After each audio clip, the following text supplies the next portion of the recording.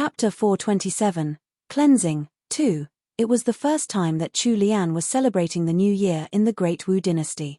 Although it was only going to be the two of them together for the festivities, Chu Lian didn't feel lonely at all. On the contrary, she was looking forward to it. Once the Kitchen God Festival had ended, time seemed to pass in a flash. In a blink of an eye, it was already the 27th, and there were only 3 more days to New Year's Eve. On this day, everyone had to bathe and cleanse themselves. The commoners living in the harsh environment of Liangju were no exception, even for the poverty-stricken.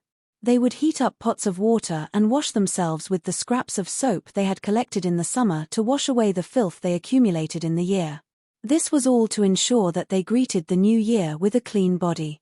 Early in the morning, Chu Lian was woken up by Wenqing. After washing up in a daze, she listened to Wenqing as she chattered on. "Third young madam, today's the 27th, the day of cleansing. This servant has prepared a flower bath for you. After lunch, you should take a bath and wash away your fatigue." Even out here in the freezing north, Chu Lian still kept clean and she would take a bath every 3 days, so she didn't take much notice of Wenqing's words. However, after putting on her face cream, she suddenly remembered about the bedridden He Changdi. She asked, "Wenqing, is it an absolute must to go through the cleansing today?" Wenqing thought that she was interested in the tradition, so she explained with a smile, "Yes, we do. Even the guards watching the doors have to prepare their own baths to wash off the dirt of this year in preparation for the new one." A corner of Chu Lian's mouth twitched.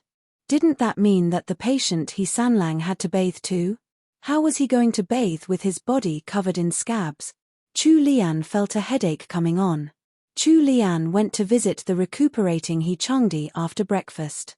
After convalescing for 8 days, he was finally able to move his gravely wounded right leg. He no longer needed help from others to sit up or turn over. The moment she entered the outer room, a servant welcomed her. "Greetings to third young madam." Chu Lian nodded at her. "Is my husband awake?"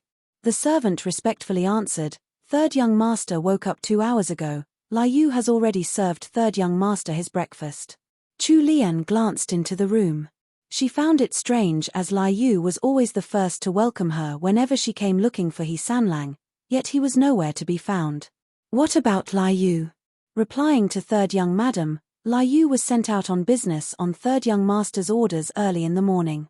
Before he left, he said that he would only be back tomorrow morning. The servant took out a small wooden box from a cupboard and held it up with both hands respectfully for Chu Lian to inspect. Liu told this servant to pass on this message to third young madam. "Third young madam will have to help with changing third young master's bandages for today." Chu Lian. That clean freak He Sanlang didn't like others serving him and wasn't used to having maidservants around him.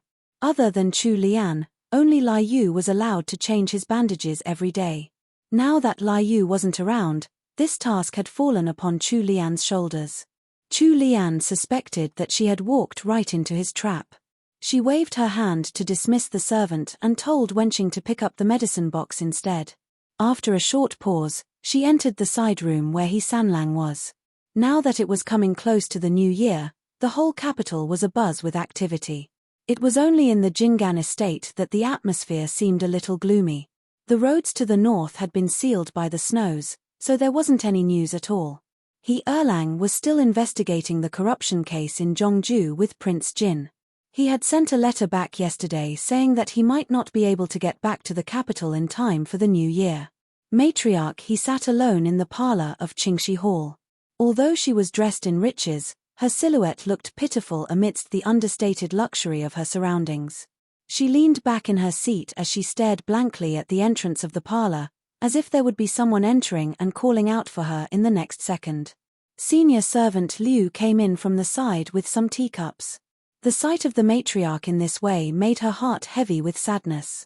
Although the He family was few in number, at least they had second young master and third young master in the estate as well as the 2 young daughters of the main branch to add a bit of liveliness to their festivities in past years. This year, the main branch was still in pandemonium over the new concubine and the countess was bedridden and unable to attend the celebrations. They had been holding expectations of a new family member to join them over the new year after He Sanlang had married his wife, but fate had dashed their hopes.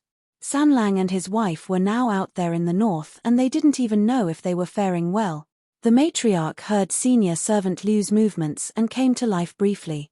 She touched the side of her head, where her hair was turning more and more white as days passed. Do you think this old woman has chosen wrongly by letting Liana go to the north? How could senior servant Liu let the matriarch beat herself over this? The matriarch had spent so many days in her worries that her body's condition had deteriorated. Senior servant Liu quickly consoled her. What are you saying, matriarch? The roads from the northern border have been blocked. There's no way for us to know anything. Perhaps third young master and third young madam are actually preparing to celebrate the new year over there. A wave of guilt rose in matriarch He's heart. It's all my fault, I didn't think it through enough.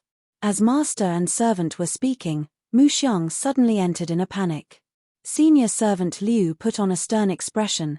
Is this how a personal handmaid should be acting? Mu Xiang paused and quickly collected herself. What is it? Speak. The matriarch ordered. Mu Xiang gulped before stammering out. Matriarch, many of the noble houses we've sent New Year gifts to have returned them to us untouched. Chapter 428, Losing Favor. 1. They returned the New Year gifts. Returning those gifts meant that they no longer wanted to associate with their house. Matriarch he slammed her palm heavily on the side table, causing the teacups to shake and clink. Are they trying to bully our house Jingan now that we have fewer members around? Matriarch He's chest heaved as she bellowed in rage. Senior servant Liu saw that Matriarch He's complexion had turned pale and noted how she was desperately trying to catch her breath. She quickly patted the matriarch's back in fright and tried to reassure the old woman. Matriarch, please keep your health in mind. It's not worth it to let those fair-weather friends anger you so much that your health declines. The Countess is still bedridden and Erlang and Sanlang aren't around. This house still needs your support to stand strong.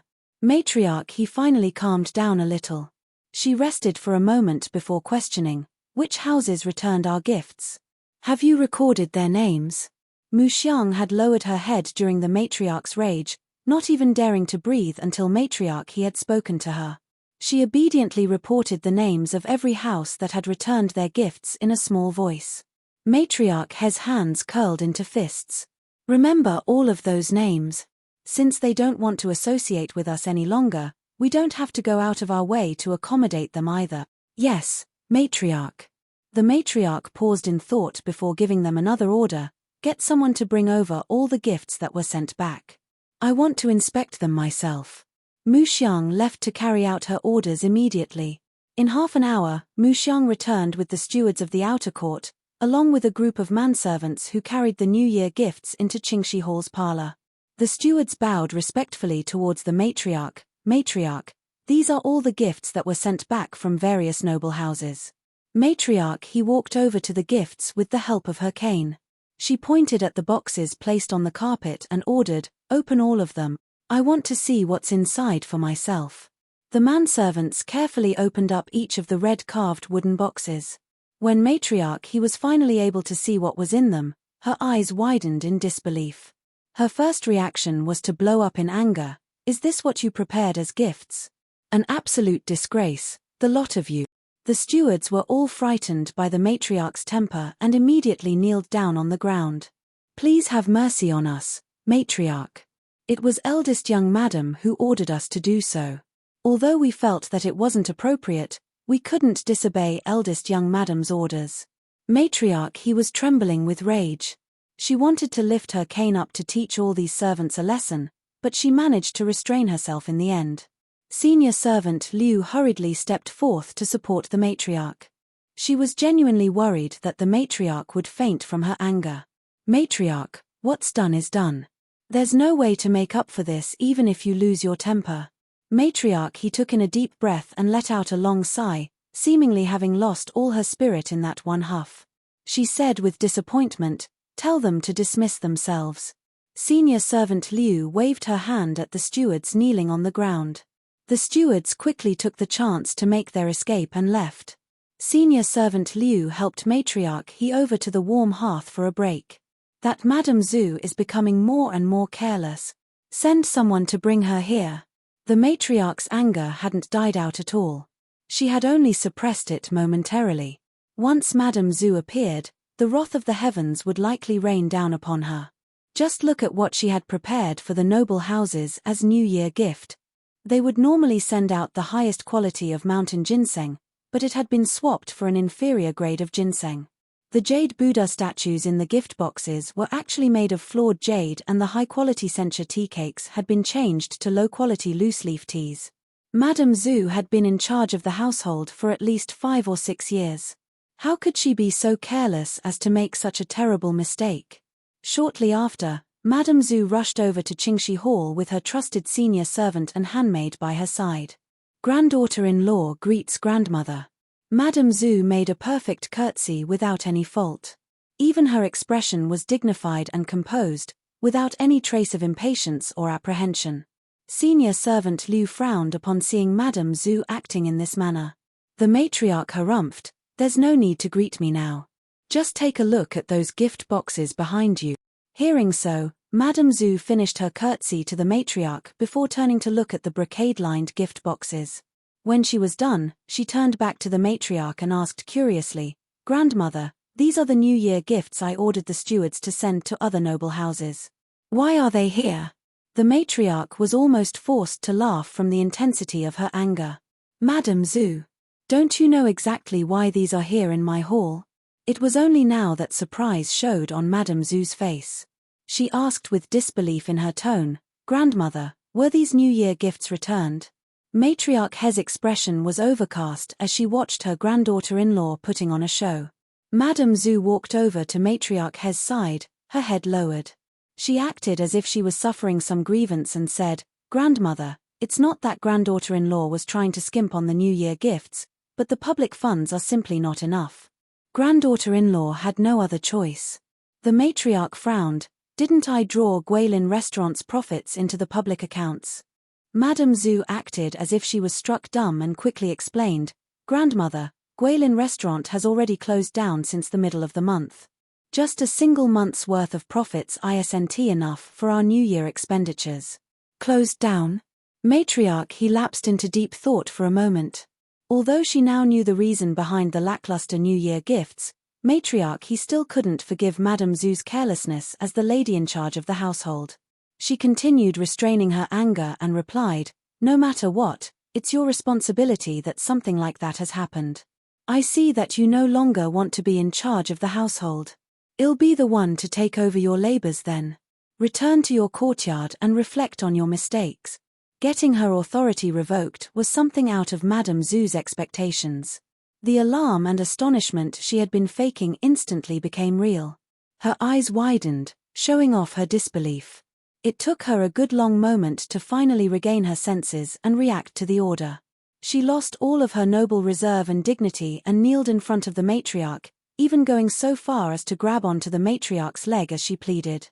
"Grandmother, you can't do this. It was all my fault. I shouldn't have insulted the noble houses by sending such poor quality gifts. I'll make up for it right now. I'll use my own funds to make up for it. Please, give granddaughter-in-law a chance." Matriarch He seemed indifferent to her pleas. She looked at the sorry Madame Zhu as she declared, "Madame Zhu, it's too late to regret your actions now. Servants, send eldest young madam back to her courtyard." Once Matriarch He had given the order, Madame Zhu was dragged out of the parlor by a few strong senior servants. Chapter 429. When Madame Zhu's cries could no longer be heard in Qingxi Hall, Matriarch He rubbed her forehead with fatigue. Some time later, she instructed, "Call all of the stewards and stewardesses of every courtyard here. I have some orders for them.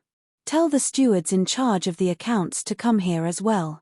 There was a never-ending stream of people coming to and from Qingxi Hall on this day. The whole estate soon knew that the heir's wife was no longer in favor with the matriarch. The moment Madame Zhu returned to her own room, she swept every single thing in arm's reach to the ground. It was only when senior servant Qiao hugged her tightly that she finally stopped her path of destruction. "Eldest young madam, please calm down. You still have the 2 young misses to take care of."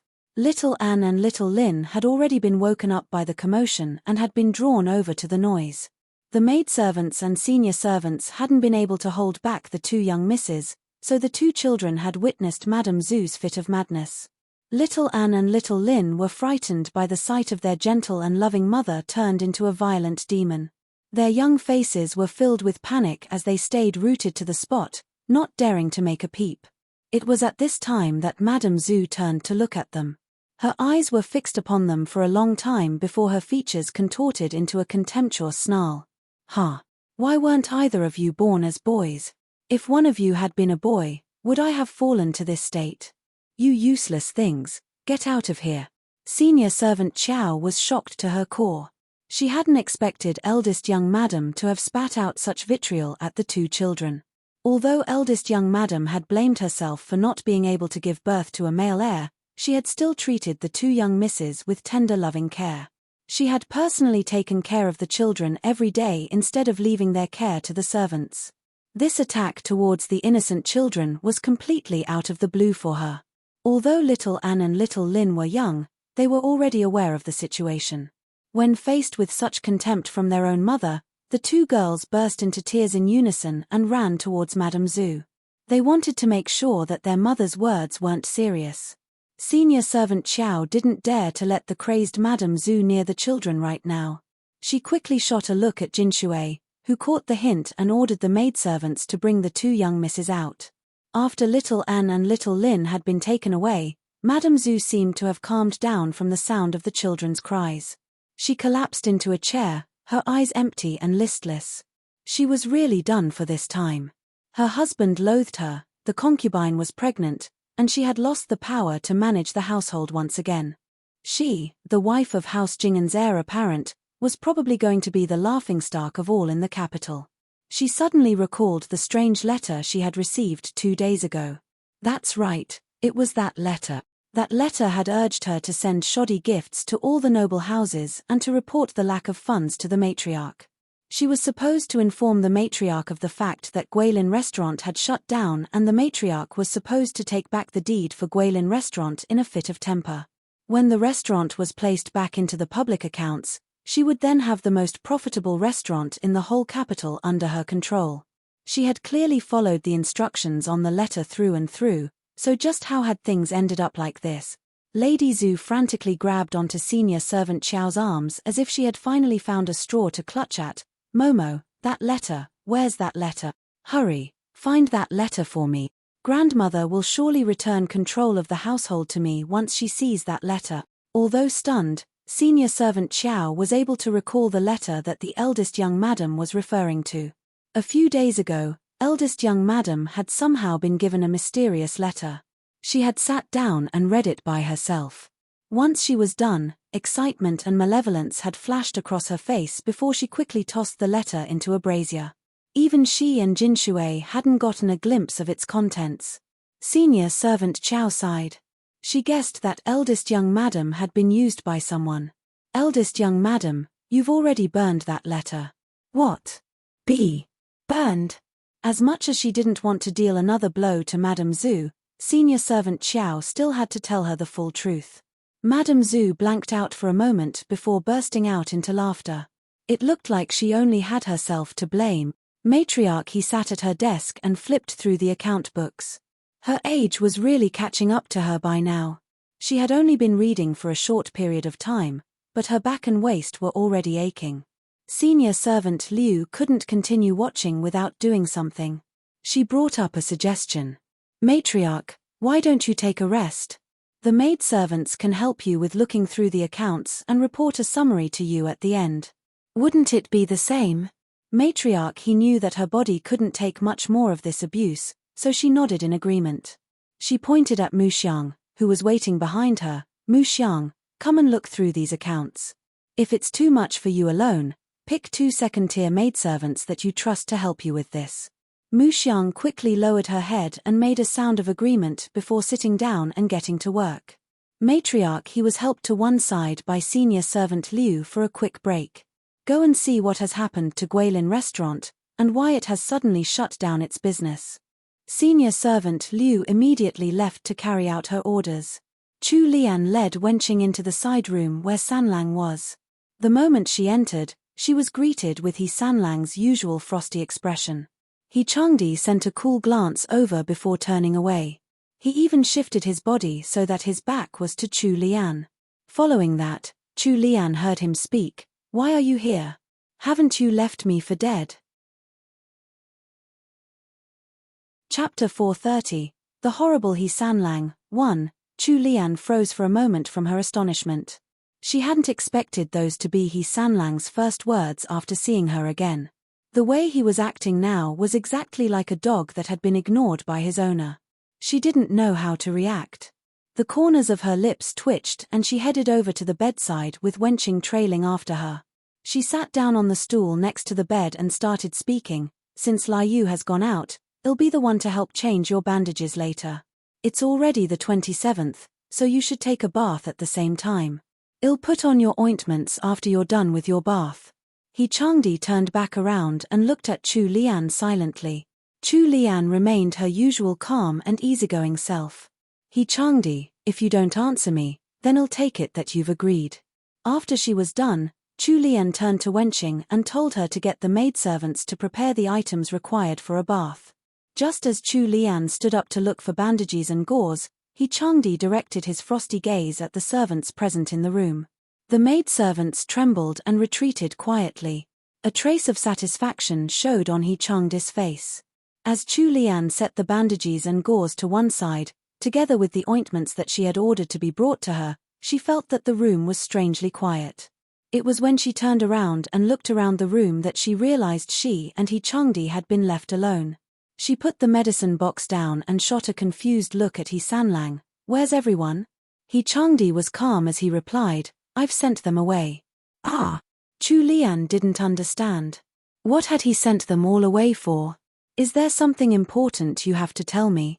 Chu Lian sat down next to He Sanlang and drew close to him, expecting some secret. Although there was still some distance between them, He Changdi could already smell the fragrance on Chu Lian's body. He couldn't tell what fragrance she used, but he just thought that it was very nice. There was a faint smile in He Changdi's eyes, though he wasn't aware of it. He tilted his body slightly to become even closer to Chu Lian. His breath was now gliding across Chu Lian's soft cheeks. It's not anything major, but I want you to help check my wounds. They were hurting a little when I woke up this morning. He Sanlang's tone was very cool and impersonal. Aside from his heated breathing, he had managed to hide his evil intentions very well. If this had been a normal situation, Chu Lian would definitely have been able to detect the white lie in his words. However, when it came to matters concerning his body, Chu Lian instantly tensed up and forgot her usual calm. Astonishment and reproach were displayed on her expression as she admonished him. Did it only start hurting this morning? How about during the past 2 days? He Changdi, are you stupid? Why didn't you mention your wounds hurting before? Why would you bear with the pain silently? Once she had finished her scolding, she quickly reached out for the blankets covering He Changdi. The old physician had gone home for the new year the day before yesterday. Since He Changdi's injuries had been healing well, Chu Lian had not asked the old physician to come to the He estate every day. Before the old physician had left, he had also left instructions for them. As long as his bandages were changed daily and he continued drinking his medicine, he would be able to walk in another month. After the few days he had spent recuperating from his wounds, there was no longer any danger to his life. It was only a matter of time before he was fully healed. However, Chu Lian had also seen the state of He Sanlang's injuries with her own eyes. His leg had been a bloody mess at the time and it was extremely frightening. That was why she reacted immediately when He Sanlang mentioned that his wounds hurt. He Sanlang suddenly felt guilty upon seeing how panicked Chu Lian was over him. He wanted to reach out to hold her still and stop her frantic movements. However, Chu Lian couldn't rest easy until she inspected his wounds personally after finding out that his wounds were hurting. In the modern world, there were many cases where external wounds would fester and become inflamed if they weren't taken care of properly. If that happened to He Changdi, the result would be even worse than the original state of his injuries. Chu Lian pushed away He Sanlang's hand and puffed up her cheeks. She threw a glare in He Changdi's direction with an angry huff. Don't you dare move, or your wounds might be affected. Although Chu Lian had been going for a fierce tone, her voice was naturally soft and charming. Even though she tried to harden her stance, there wasn't a single threatening bone in her. Instead, He Changdi felt warm inside. He wanted to pull the angry little kitten in front of him into his arms for a nice round of snuggles and pets. It was only then that He Sanlang finally realized he wasn't going to win over his stubborn wife when she was on a roll. Thus, with a resigned smile, he laid back against the headboard and let her do as he wished. The wound on He Changdi's right leg was on the inner part of his thigh. Actually, it was very dangerous to have a wound at that spot as it was close to a major artery. Any cuts could easily cause extreme blood loss and death. Lucky for He Sanlang, he had somehow escaped that fate. The wound hadn't gotten close to his artery. Right now, he was only dressed in a pair of really short pants to make it easier to change the bandages every day. The pants were so short that they only covered the most important parts of his lower body. Once Chu Lian had gotten the blanket out of the way, she was met with the sight of He Sanlang's muscled thigh all covered in bandages. She glanced at him and said, "Bear with it for a while, I'm going to remove the bandages and check on your wound." Before He Sanlang could give his assent, she had already started to untie the bandages. The corners of He Changdi's lips twitched. How were her movements so fast? He watched Chu Lian's serious expression as she went about her task. Although his features were still locked in their usual cool mien, there was warmth welling up deep inside his heart. It had been a long time since he had experienced being cared for like this. Chapter 431. The Horrible He Sanlang, 2. Chu Lian's fingers were nimble and she quickly but carefully took off the bandages covering He Sanlang's leg. She looked at the wound on his knee first and found that the wound had already scabbed over. The surrounding skin was also clean and dry, so there was nothing wrong with it. Chu Lian frowned and traced the wound upwards. She started checking on the injuries on He Sanlang's inner thigh. Since He Sanlang couldn't move his leg right now, Chu Lian had no choice but to move into another position and climb onto the bed. She kneeled on the inner side of the bed while bending over to take a good look at the wound. He Changdi hadn't thought much of her inspection at first, but her unintentional pose made his thoughts run wild. His gaze flitted downwards, only to see her fair little face near a very important part of his body. He had already fallen for Chu Lian, and desperately wanted to be closer to her physically, so it was even harder to restrain his reaction. Chu Lian hadn't noticed her lunatic husband's response at all. She finished inspecting that wound on his right thigh and found that it was actually healing pretty well and that there was no problem with it. The realization that he had been lying, coupled with how he had tried to stop her earlier, hit her like a ton of bricks. She instantly puffed up with anger. Due to her fury, her face flushed red and even her almond-shaped eyes were lit up with the fire of her rage. Chu Lian harumphed. She looked up, about to vent her temper on He Changdi, when her gaze accidentally fell upon a part of his body that was a little abnormal right now. What could a thin pair of shorts hide? The excited little brother. He stood out clearly. Chu Lian's eyes widened in disbelief as all of the blood in her body rushed into her cheeks. Her blush even extended all the way down to her neck. It took Chu Lian a dazed 2 seconds before she quickly moved away. Following that, her limpid eyes directed towards He Sanlang in complaint. She gaped for a while as she tried to recover her lost wits. Finally, she spat out, "He Changdi, you pervert." In the whole of the Great Wu dynasty, He Sanlang was like the only one who had ever been branded a pervert by his own wife. He Changdi was also both ashamed and frustrated at his own reaction. The roots of his ears were also completely red. However, he still managed to keep his aloof expression on his face as he stared at Chu Lian's lobster-red face in a daze. After a while, he tried to explain in a raspy voice, "I didn't do it on purpose, I couldn't hold it back." Chu Lian's response was to shoot a fierce glare at him. The meaning behind it was clear. Could you be any more shameless? He Changdi. Chu Lian's heart was thumping rapidly in her chest. Even though she had lived in the modern era for over 20 years, she had never experienced anything like this before. Her face was so red that it felt like it was on fire. She wanted to escape from this awkward situation as fast as she could. Chu Lian scrambled off the bed in a panic, intending to pull on her shoes and run away. However, the more panicked she was, the clumsier she became. As she was getting off the bed, she accidentally tripped over her own skirt and almost tumbled right off the bed. Luckily, Sanlang had been watching her the whole time and was able to catch her at the right time. With a tug of his strong arms, Chu Lian landed in his embrace.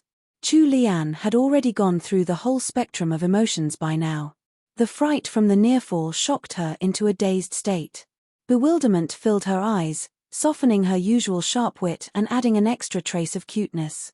Urged on by that lovely sight, Changdi's pupils dilated before he bent over to capture those rosy red lips. The soft and slightly cool feeling that met his lips sent a wave of enjoyment crashing through his whole body. Ever since they had shared their first kiss in the tent, the memory of it would pop up in his mind from time to time. Each time he reminisced about it, he would feel even more drunk on the feeling of love. Chu Lian hadn't expected this sudden attack from Sanlang at all. Her almond-shaped eyes widened as far as they could go and she struggled in his grasp. Her muffled grunts didn't do anything to move him and she didn't have any strength to push him away. She wanted to try kicking instead, but when she remembered that his leg was still heavily injured, she stuck to using only her hands to push against his chest. However, Chu Lian's weak arms were like ants trying to push down a tree. Once Changdi had tasted enough of the sweetness of her lips, he gently pushed past her teeth to brush against her tongue. Sanlang had become even more familiar with this after the first time. The all-consuming kisses made Chu Lian short of breath. Although the force of her arms against his chest slowly weakened, Changdi wasn't willing to let her off so easily. The hands he had placed on her back started wandering and caressing her. Although she was dressed in layers of clothing due to the cold weather, he was still able to hold on to her slender waist easily. With a slight pull of his hand, she was now flush against his body. It was only when Chu Lian's face had flushed completely red again that Sanlang finally let her go. Even then, he wasn't willing to part with her. He showered kisses lovingly on her fluttering eyelids, the bridge of her nose, the fine corners of her lips and her dainty little chin. Chu Lian had almost fainted over from the lack of air during their kiss. Her mind was a complete blank while her body felt like a wet noodle. All she could do was gasp for air right now, so she didn't have the spare energy to mind the light kisses that he was dropping on her face. However, it didn't take long for her to recover. When she finally realized that there was something hard jabbing her in the waist, Chu Lian's soul instantly returned to her body. Right as Changdi's trail of kisses had reached Chu Lian's slender neck, she shot out a hand to cover his face. Sanlang, why are you so horrible? Chapter 432, The New Year, 1. Sanlang's eyes shone with the light of the stars as he stared fixedly at Chu Lian with a flushed face and heavy breathing. Chu Lian's own face was turning more and more red as she felt his gaze on her. All of a sudden, Sanlang actually broke out into a smile and let out a peal of relaxed laughter. That spontaneous and genuine smile shocked Chu Lian silly. Changdi was well known for his outstanding appearance all over the capital. Ever since Chu Lian had arrived in the Great Wu dynasty, all she had seen of him was his aloof and haughty side. He always kept a cold aura cloaked around himself to repel everyone away from him. She had never seen such an unguarded and unrestrained smile from him before. That rare display of emotions from him drew a profound change in her own heart. It was as if an ancient wall of ice had melted under the strength of the sun. It felt warm and comfortable. Compared to his usual cool facade, Chu Lian felt that this agreeable and warm look suited Sanlang more. When she thought back to the original story's description of him, this was likely how Changdi had been before he had gotten married. A pang of sympathy surfaced in her heart when her thoughts led her to that reminder. Although she didn't know why he was fighting so hard, she knew that he must have some sort of reason for his actions. Now that Chu Lian had broken the strange mood that had been hanging over them, a little of Sanlang's rationality had returned. He suppressed the desires in his heart, but kept Chu Lian close to him. Due to the passion from before, his voice was still a little husky. Yes, I'm horrible. It's my bad, I shouldn't have lied to you. Chu Lian had already suffered several rounds of fright ever since waking up this morning. Her life was terribly exciting. She stared at Changdi, mouth agape. So this stubborn man actually had times when he would apologize. She pulled out her hand and rested it on Sanlang's forehead, murmuring under her breath as she did so, That's weird, he doesn't have a fever. The warmth on He Sanlang's expression immediately faded away, exchanged for frustration. He replied with a mix of shame and anger, Chu Lian. Chu Lian laughed sheepishly, eh? So you're actually normal sometimes, my dear husband? When have I been abnormal? You've always been abnormal. Unfortunately, Chu Lian only dared to speak these words in her heart. She wasn't so stupid as to provoke the bear who had her in his clutches right now. When He Sanlang looked down and noticed that her eyes were sparkling with humor at her own thoughts, he had to urge to rub his cheeks against hers. The moment the urge came to him, he acted it out without any restraint. Chu Lian suffered the stabbing and prickling of stubble on her tender skin and quickly shook her head, trying to dodge his face. She raged, He Changdi, you haven't shaved. The air between the couple had turned harmonious all of a sudden. By the time He Changdi had his fill of snuggling, the two of them were panting for breath. He Sanlang cradled the back of Chu Lian's head with his palm, pressing her head on his broad chest. He took a deep breath to gather his determination before declaring, Chu Lian, once I'm fully healed, let's get together. If that's all right with you. This time, Chu Lian didn't shove his words back in his face like she had done previously in the army camp. She gripped his collar tightly as she rested her head on his chest. After a moment, her low and muffled voice resounded. There weren't any words in her reply, just a simple affirmative millimeter mumbled into his shirt. The anxiety in He Sanlang's heart instantly transformed into a burst of fireworks, overwhelming him and giving him the urge to fly up into the sky. 15 minutes later, He Changdi pulled Chu Lian away from him with his strong arms, tugging her slender body out from his embrace. It was rare for them to have such a warm and peaceful moment, so Chu Lian didn't want to move at all. She looked up with confusion at He Changdi, asking with her soft voice, what's wrong? He Sanlang leaned over to place a kiss on her tender pink lips. Be good for me and get off the bed first. I'm afraid I won't be able to hold back any longer. A blush returned in full force to Chu Lian's face and she quickly scurried out of his arms awkwardly. She put on her embroidered shoes again and straightened out her clothing before shooting a fierce glare at He Changdi. I'm going to find a razor. You have to shave your stubble now. After giving herself a shoddy excuse, Chu Lian turned and made her escape from the room. After they had finally agreed to be together, even though their following interactions weren't very intimate, it took He Sanlang a lot of effort to control his physical reactions so that it wouldn't cause more embarrassing incidents. He Changdi was a very restrained person in the first place. Although it was hard for him to hold his bodily reactions back, when he thought of how Chu Lian had finally agreed to be with him, this sweet torture felt like nothing. Chu Lian didn't give much thought to their snuggling at all. As a woman, she didn't have much in the way of sexual needs. Instead, she rather enjoyed the sweet closeness they shared. When Chu Lian finally found a razor and returned to the room, He Changdi didn't let her do it for him and shaved his own stubble. Later on, with Chu Lian's help, he wiped down his body and washed his hair. He couldn't take a bath due to the position of his injuries, so he could only make do. Once the 27th had passed, New Year's Eve soon arrived. There was a touch of celebration in the air, even in the frigid north. Naturally, Liangju City was the most festive compared to the other cities nearby. Chu Lian had gotten up early in the morning to start preparing dinner for the new year. Wenqing and Wenlan were also so busy that they didn't have any time to rest. Manager Qin and his subordinates finally returned to the He estate in the afternoon. Wenqing and Wenlan knew that Manager Qin had gone out on Third Young Madam's orders, but they didn't know what exactly he had gone out to do. However, they weren't too curious about it. They knew that anything done on Third Young Madam's instructions was definitely good for their household and good for Third Young Master, so there was nothing for them to worry about. Chu Lian had ordered Wenqing to start cooking a large pot of braised pork in the morning. Wenqing had found it strange and asked, Third Young Madam, even if we give a whole bowl of this to everyone in this estate, we won't be able to finish this up. Chu Lian smiled secretively, you'll know why when it comes to dinner time. Since Chu Lian had already explained it like that, Wenqing dropped her line of questioning. Chu Lian found it funny. She refused to believe that Captain Guo and the others wouldn't come over to the He estate to beg off a free meal when faced with such a great excuse. Chapter 433, The New Year, 2, as expected. When night fell and the maidservants had just started serving up a whole array of steaming hot dishes on the table, the gluttons from the northern border troops arrived. He Changdi was bedridden, so the only person who could host their uninvited guests was Chu Lian. She stood at the main entrance in welcome and looked upon the huge group of foodies helplessly. It seemed like it wasn't just He Sanlang's band of brothers who had come. Even Great General Chen had followed along.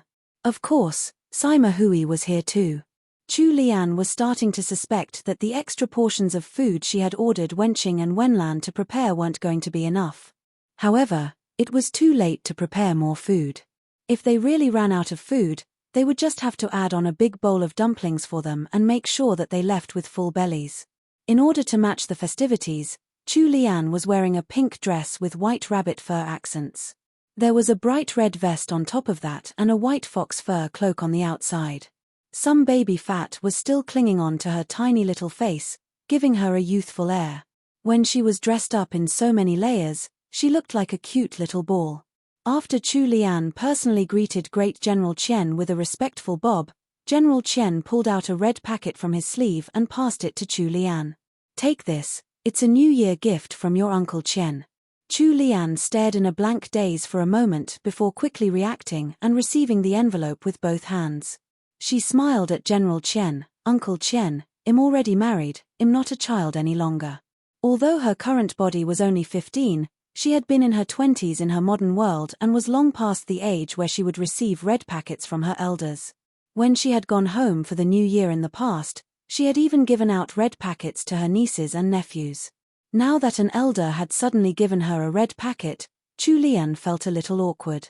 While Duke Lu was the fearsome Great General Chen in the border camp, he had come here to visit her as an elder, so she had changed her form of address for him accordingly. General Chen found it amusing that the little honored Lady Genie was acting like an adult. "Even though you're already married, you're just a young lady who has just come of age. Don't tell me that you're too shy to accept your Uncle Chen's red packet." Chu Lian smiled in return and said, "All right, please don't tease me, Uncle Chen. I'll accept it." Now that General Chen had opened up the way, the rest of the people who had come for her cooking all gave her red packets. Even the youngest Xiao Hongyu managed to take out a thin red envelope and pass it to Chu Lian. He showed a foolish smile and said, "I don't have much savings, so please don't take offense, sister-in-law." Although Xiao Hongyu called Chu Lian older sister-in-law, he was actually older than Chu Lian by 4 years, so it was still acceptable for her to accept his gift as a junior. The last person to enter was Sima Hui. Chu Lian hadn't seen her in quite some time, so she was naturally happy to meet her friend again on New Year's Eve. Sima Hui was normally taller than Chu Lian by half a head. Today, she had stuck a red feather in her neat hair, making her look even taller and slimmer than usual. Sima Hui offered up a smile and pulled on Chu Lian's hand in a familiar way. She took off a red purse with embroidered flowers from her waist and gave it to Chu Lian. "Liana, I didn't prepare a red packet for you unlike the Great General and the others. Take this as Sister Hui's New Year gift to you." Chu Lian's smile was even brighter than usual as she dispensed with the usual courtesy of rejecting the gift. She reached out to receive the purse immediately. "Since it's something that Sister Hui prepared for me, I'll accept it shamelessly." Once Chu Lian had finished accepting a stack of red packets and one red purse, she finally welcomed everyone into the He estate. While He Changdi and Chu Lian were passing their first New Year together with a lively celebration, things weren't going so well back in the Jinggan estate in the capital. It was now certain that Count Jinggan couldn't come back for the New Year, while second young master He Changjue, who was investigating a case in Zhongju, had also sent a letter stating that he wouldn't be able to make it either. Eldest young madam was grounded in her branch's courtyard. It was rumored that she wasn't feeling very well these 2 days and that senior servant Xiao had taken over management of her own courtyard's matters. Matriarch He had just taken control of the household again and was going through the public account books. The sudden stress and hard work had caused her old illnesses to flare up and made her bedridden. Eldest young master He Changqi disapproved of his grandmother's overwork. He specially ordered senior servant Liu to keep watch over the matriarch's health. Senior servant Liu had no other choice but to take up the task of checking the accounts herself.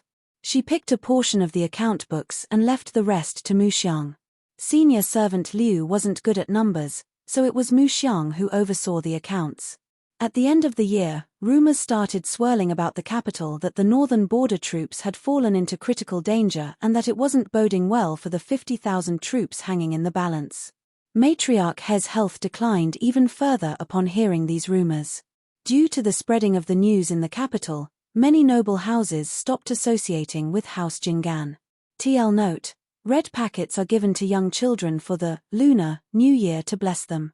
It used to be given in the form of coins, treated as lucky amulets to chase away evil spirits with the hope that children would grow up safely. The red packets are usually given by senior family members to children.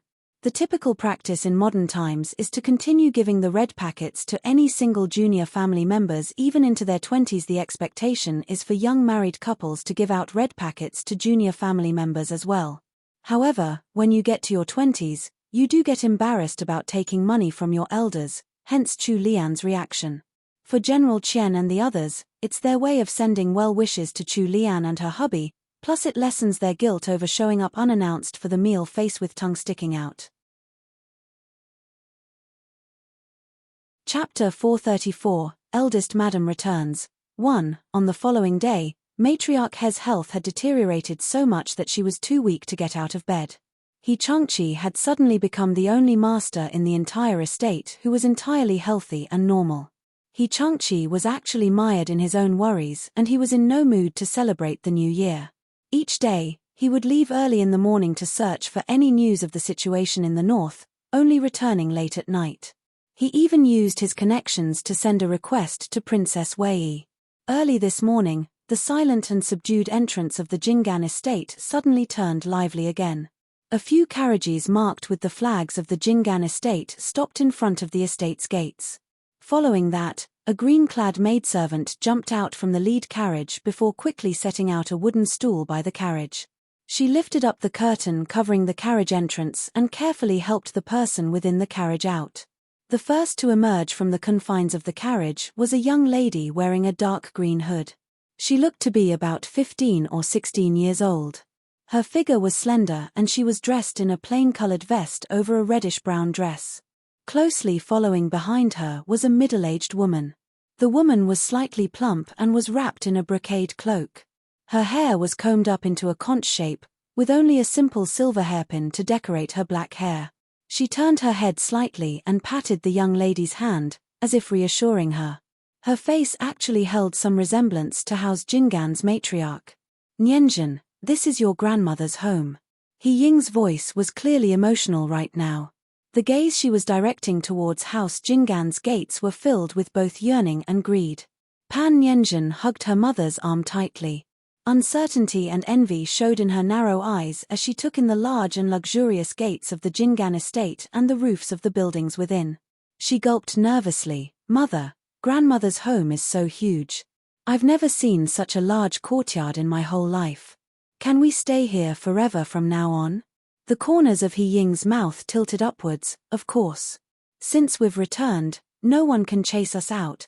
Senior servant Liu had hurried over with some servants in tow after receiving the report from the gatekeepers.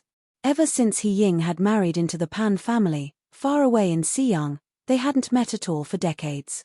Now that she was meeting the He family's former eldest young miss again, a mix of emotions welled up within senior servant Liu. She walked up to He Ying and bobbed in greeting towards her, together with the servants behind her. It was only after a respectful pause that she raised her head and said, "Eldest madam, it must have been a long journey for you. Please, follow this servant into the estate." Even though it had been many years since they had last met, He Ying was able to recognize the senior servant who was even more well-dressed than she was. "Senior servant Liu, I hope you've been well since we parted." After saying so, He Ying rearranged her expression into a frown as she took in the servants who had come to welcome her together with senior servant Liu.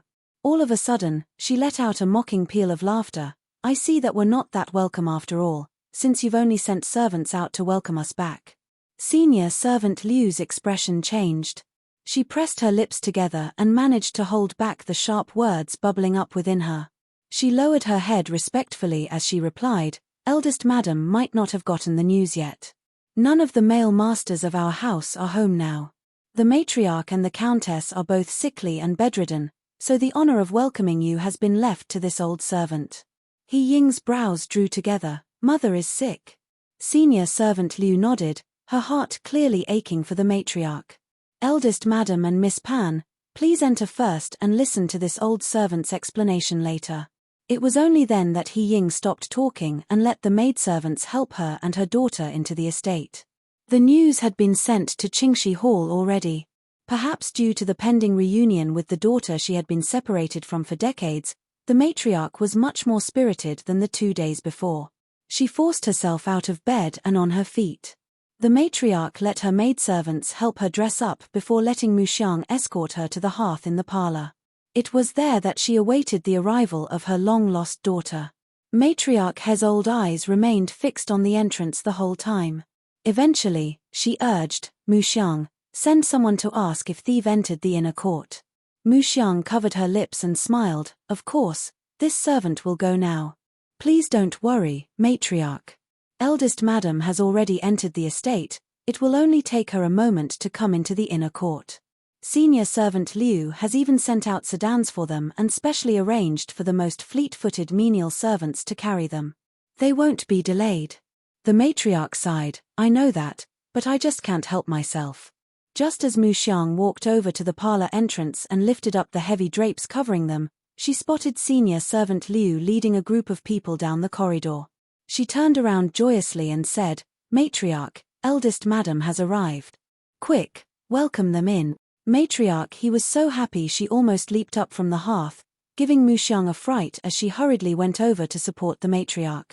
The haughtiness on He Ying's face immediately faded the moment senior servant Liu lifted the curtains. Once she entered the parlor, she fixed her eyes on the old woman sitting by the hearth. Tears seemed to spring to her eyes almost instantly. Mother.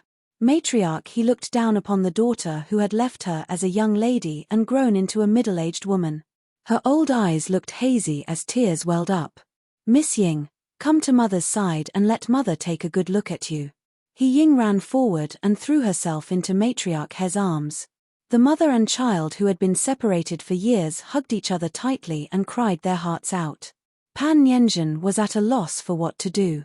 She shrunk back and looked up at the kindly matriarch sitting at the head of the room before her attention was attracted by the sumptuous luxury of the parlor furnishings. Her eyes darted here and there, looking over everything with desire.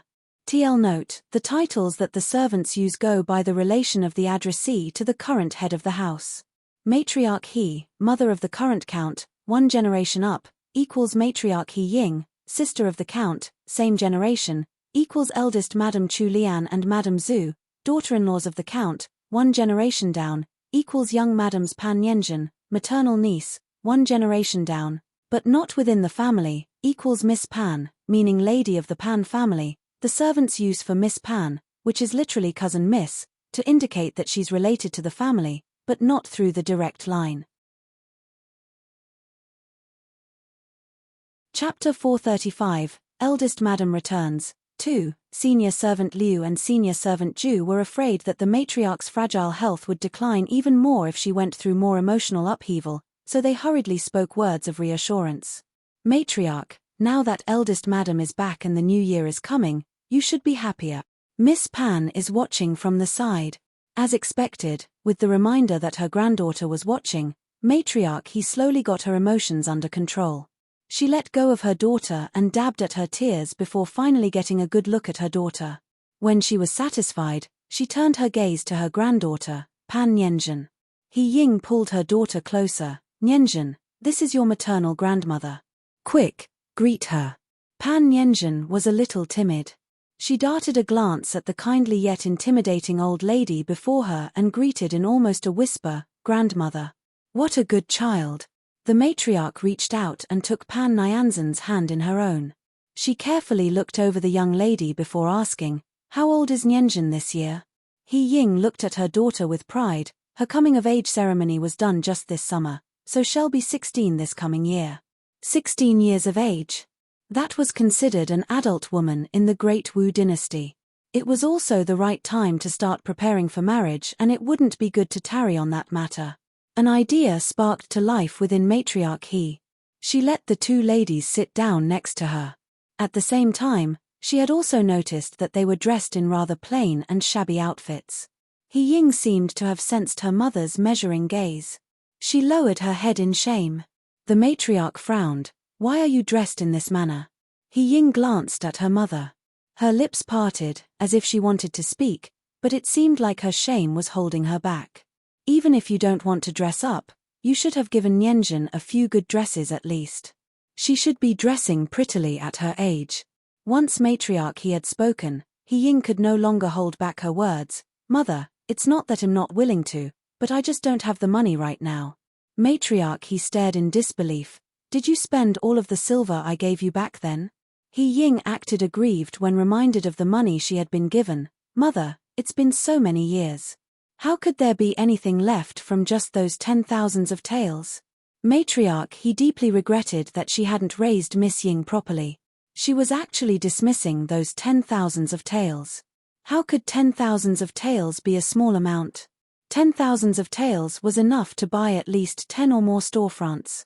Even if they did nothing with the storefronts and rented them out, they would be able to live much more comfortably than they seemed to be now. She would at least have the money to make some new clothes and accessories for her daughter. The frustration within the matriarch almost shot through the roof after that casual comment from her daughter. However, as angry as she was, she couldn't just let her daughter and granddaughter continue dressing so shabbily. She looked her daughter up and down once more before speaking again. "The two of you can stay in my Qingxi hall for now. You're about the same size as I was back then, so you can take some of my clothes for now. Mu Xiang, lead eldest madam over to the storehouse in a while." Mu Xiang respectfully acknowledged the orders. Matriarch He looked at the timid Pan Nianjun and faced a dilemma. Pan Nianjun was 15 this year and in the prime of her life. Matriarch He didn't have any clothes suitable for her to wear. Even if they ordered the seamstresses to rush out something, it would still take a few days. It was already close to the year's end, so the clothes stores outside were all closed. They wouldn't be able to buy any ready-made dresses. It was really a tough problem for the matriarch. Senior servant Liu was observant. She smiled and whispered a suggestion to the matriarch. "Matriarch, why don't you send someone over to third young madam's courtyard to ask?" Now that senior servant Liu had reminded her, realization dawned upon the matriarch. That's right. Sanlang's wife was also 15.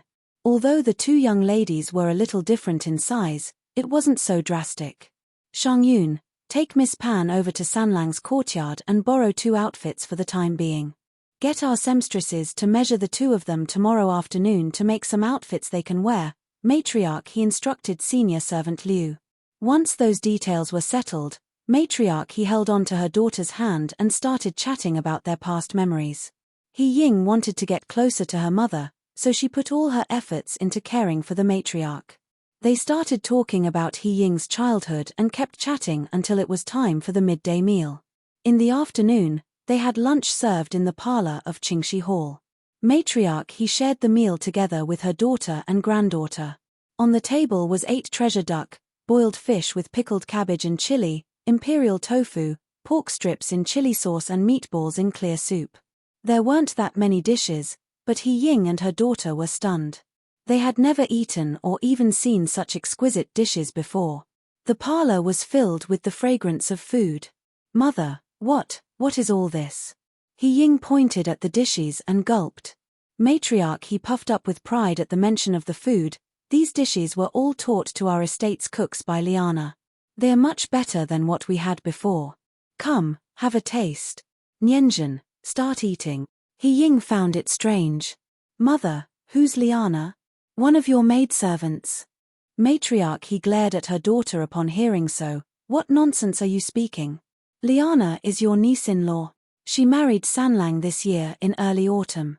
He Ying's eyes almost bulged out at her shock. "Sanlang is married? You silly child. Have you forgotten everything as the years passed? Sanlang is already 20 this year. Important matters like marriage can't be delayed." Upon hearing her mother's reply, a trace of disappointment flashed across He Ying's eyes. "All right, that's enough of that. Let's eat first. Once we're done, Shang Yun will explain everything that has happened on our estate. None of what her mother and grandmother were talking about had gone into Pan Nyanzan's ears. She had just taken a bite of the 8 treasure duck and almost swallowed her tongue along with it because of how tasty it was. She couldn't help but think, how could there be such delicious food in the world? TL note, what a feast. 8 treasure duck boiled fish with pickled cabbage and chili pork slices in chili imperial tofu, pink chow tofu, meatballs in clear soup also. Just a reminder that we actually have a food glossary complete with pictures and recipes, thanks to In My Kitchen. Chapter 436, Borrowing Clothes. 1. Although Pan Yanjun had heard her parents talk of the riches and luxury of the capital in the past, it was nothing compared to seeing it for herself. Setting aside the exquisite decorations, clothes, and jewelry, even a simple meal here was 100 times better than what the wealthy in Siang had. If even House Jingan was living in such luxury, one could imagine just how amazing it would be in the houses of the first-rate nobles. Pan Yanjun felt that she had made the right decision to come to the capital with her mother. It was no wonder that her mother missed the capital so dearly. Once she thought of it this way, Pan Yanjun began to envy the noble ladies who grew up here. She stealthily glanced at Matriarch He who sat at the head of the table with a grudging look. Even though the capital was so rich and lavish, even though House Jingan was obviously thriving, it wasn't until autumn this year that her grandmother had allowed the two of them to return. It had been a long time since Matriarch He had been this happy. She kept adding food into their bowls. Satisfaction warmed her heart as she watched them enjoy their meal. No matter what He Ying had done in her youth, she was still Matriarch He's very own flesh and blood. Matriarch He only had this one daughter as well. Now that decades had already passed, her daughter had likely undergone enough suffering and hardship in the outside world to learn her lesson. It was fine if her daughter now returned to stay and pass her days happily with her again. As for this granddaughter of hers, Matriarch He planned to treat her well. The 6 dishes should have been more than enough for the 3 of them, especially since the matriarch had a small appetite. There should even be leftovers. However, all of the plates were completely wiped clean. When He Ying and her daughter were done, there was no longer any food left in sight. They had even used some plain buns to soak up all the remaining gravy in the sliced pork dish. It was only after setting down their bowls and chopsticks that the two finally noticed the discomfort from their bloated stomachs. When they looked again at the messy table, as thick-skinned as she was, even He Ying's face flushed red. The servants waiting on them had awkward expressions as they looked at them. Even Mu Xiang was looking at them with some contempt. The matriarch, on the other hand, had a gentle look in her eyes. She asked with sympathy, "Have you had your fill? If you want more, I'll have the kitchen cook a few more dishes." He Ying quickly shook her head. "It's fine, mother, we're already full." As they had eaten too much at lunch, He Ying and her daughter rested in a side room in Qingxi Hall for over 2 hours. When they woke up, senior servant Liu led Pan Yanjun to Songtao Court to borrow some clothes. Once they arrived at the entrance of Songtao Court, senior servant Liu happily introduced the place to her. "Miss Pan, this is the residence of 3rd young master and 3rd young madam." Pan Yanjun looked into the courtyard. Although it was winter, it didn't seem chilly here at all. There was even some greenery left in the garden amidst the decorative mountains, and there were some winter-sweet flowers blooming to the side. She looked at the place with admiration and envy. Back in Siang, only the elders of the family would get to live in a courtyard as lovely as this. The junior members of the family wouldn't get a turn at all. So her older cousins had been living in such a wonderful environment their whole lives. Senior servant Liu wasn't bothered by her silence. She just continued introducing the interesting things in the courtyard, not knowing if Pan Yanjun was actually listening. Chapter 437, Borrowing Clothes. 2. In the main room of Songtao Court, a servant had just informed Xian, senior servant Gui and the others of this matter. Xian was in the middle of cataloguing all of Chu Lian's accessories together with the other servants. She had heard from some of the servants in the outer court that an eldest madam had come to the estate, but she hadn't expected that eldest madam to bring her daughter over to Songtao Court. She put down the register and brought the servants over to welcome her. Pan Yanjun was politely escorted to the main room of Songtao Court, while senior servant Liu tactfully explained the situation to Xian. With a slight smile, Xian said, "Since that's the case, please follow this servant, Miss Pan." Pan Yanjun carefully sized up the decor in the main room of Songtao Court. As her gaze swept the room, a book placed on the side table caught her eye. That was the book that Xian had been using to catalogue Chu Lian's accessories. Pan Nianzhen's appearance had been so sudden that she had forgotten about the catalogue, even though she had ordered the servants to keep the jewelry. Xian had left it open on a little table near the hearth. It was unfortunate that it caught Pan Nianzhen's eye. At first, Pan Yanzhen had just glanced at it due to curiosity. However, when she read the names of the accessories recorded on the book, she was first startled, before envy and jealousy flooded her heart. Golden hairpin with sapphire and jade inlays, 8 treasure hairpin with pearl chains, dangling hair ornament shaped as a blooming blossom with ruby. The names of some accessories leaped out at first glance. They sounded like they were worth a few hundred taels at least. In Xiyang, even the provincial official's wife didn't own such jewelry. Pan Yanzhen was overcome with jealousy. In her mind, Chu Lian was merely the wife of the third young master, but she had so many expensive accessories. What about the wives of the first and second sons then? Xian, senior servant Liu and the others didn't notice where Pan Nianzhen's gaze had been directed. Xian continued with a smile, "Miss Pan, please follow this servant. Third young madam's clothes are all in the bedroom."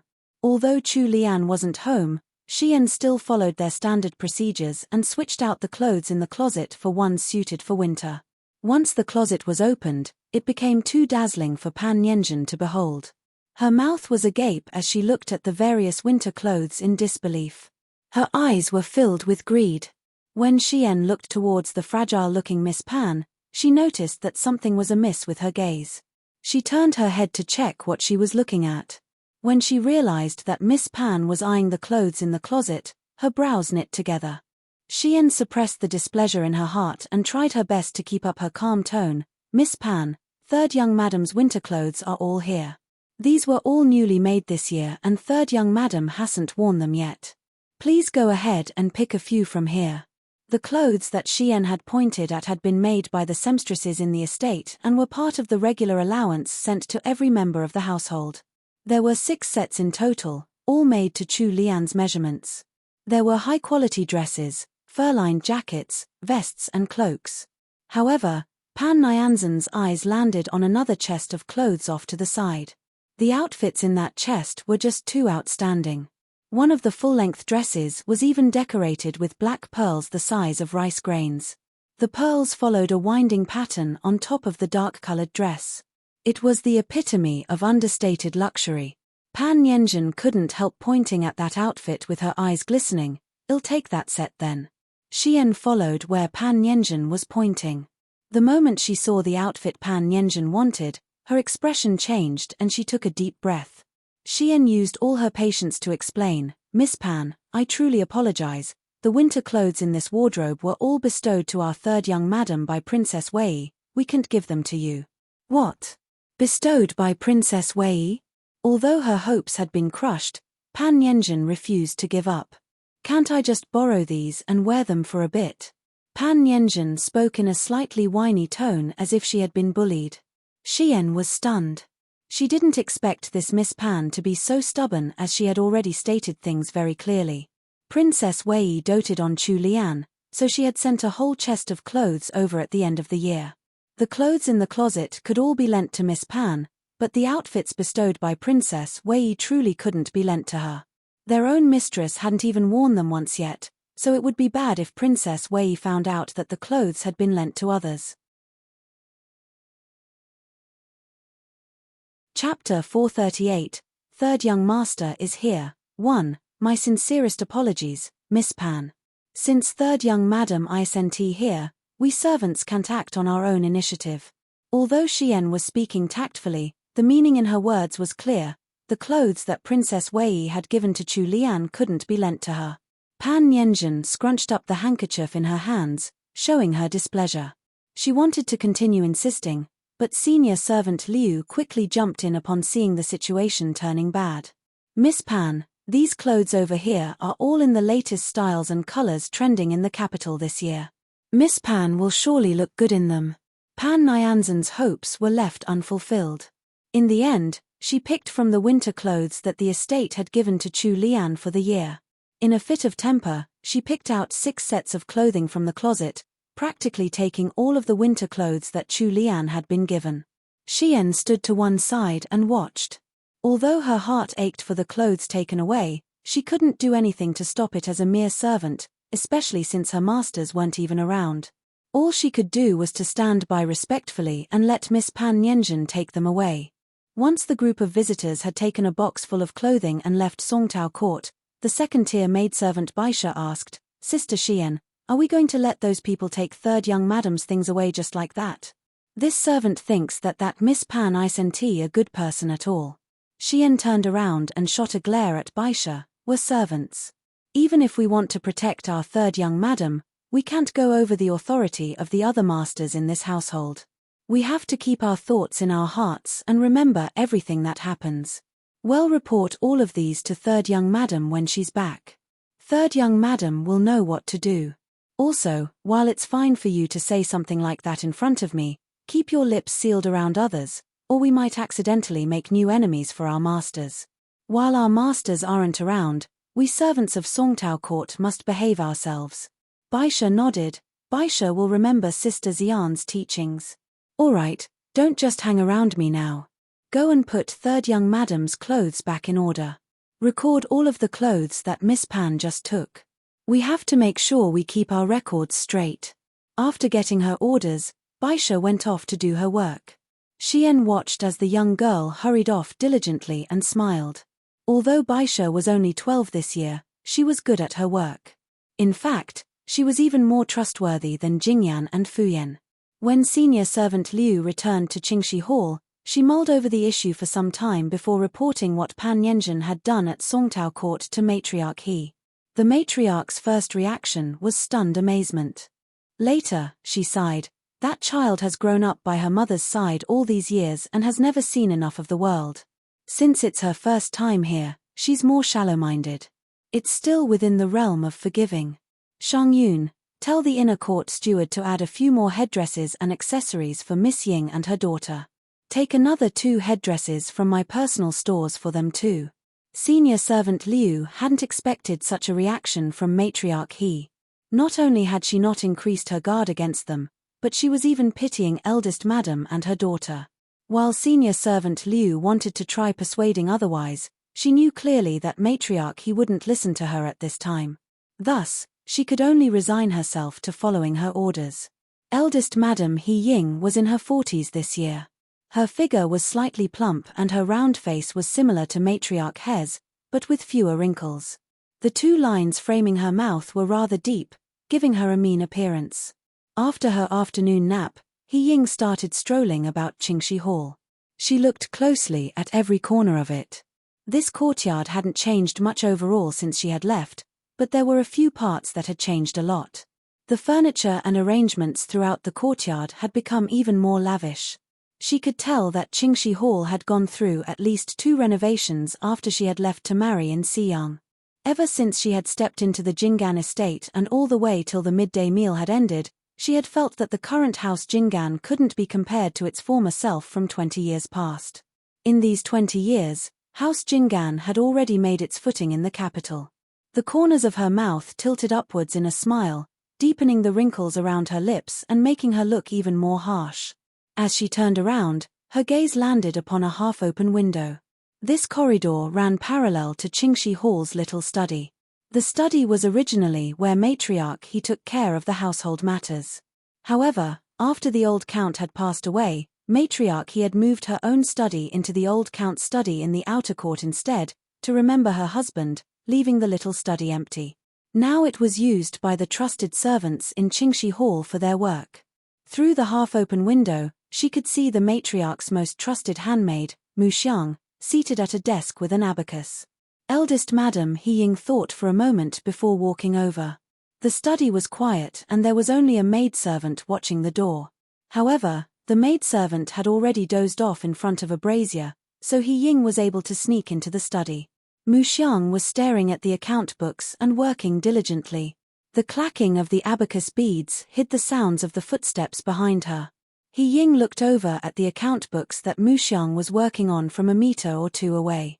Her eyes widened and she sucked in a breath. What kind of storefront was that? How was it able to earn so much money? It was bringing in more than 3,000 taels of income a month. Her gaze quickly darted up to the start of the entries, only to see 2 words printed at the top: Guilin Restaurant. Guilin Restaurant. Wasn't that part of her mother's dowry? Even at its peak, it had only been one of the oldest restaurants in the capital at most, without anything special to it.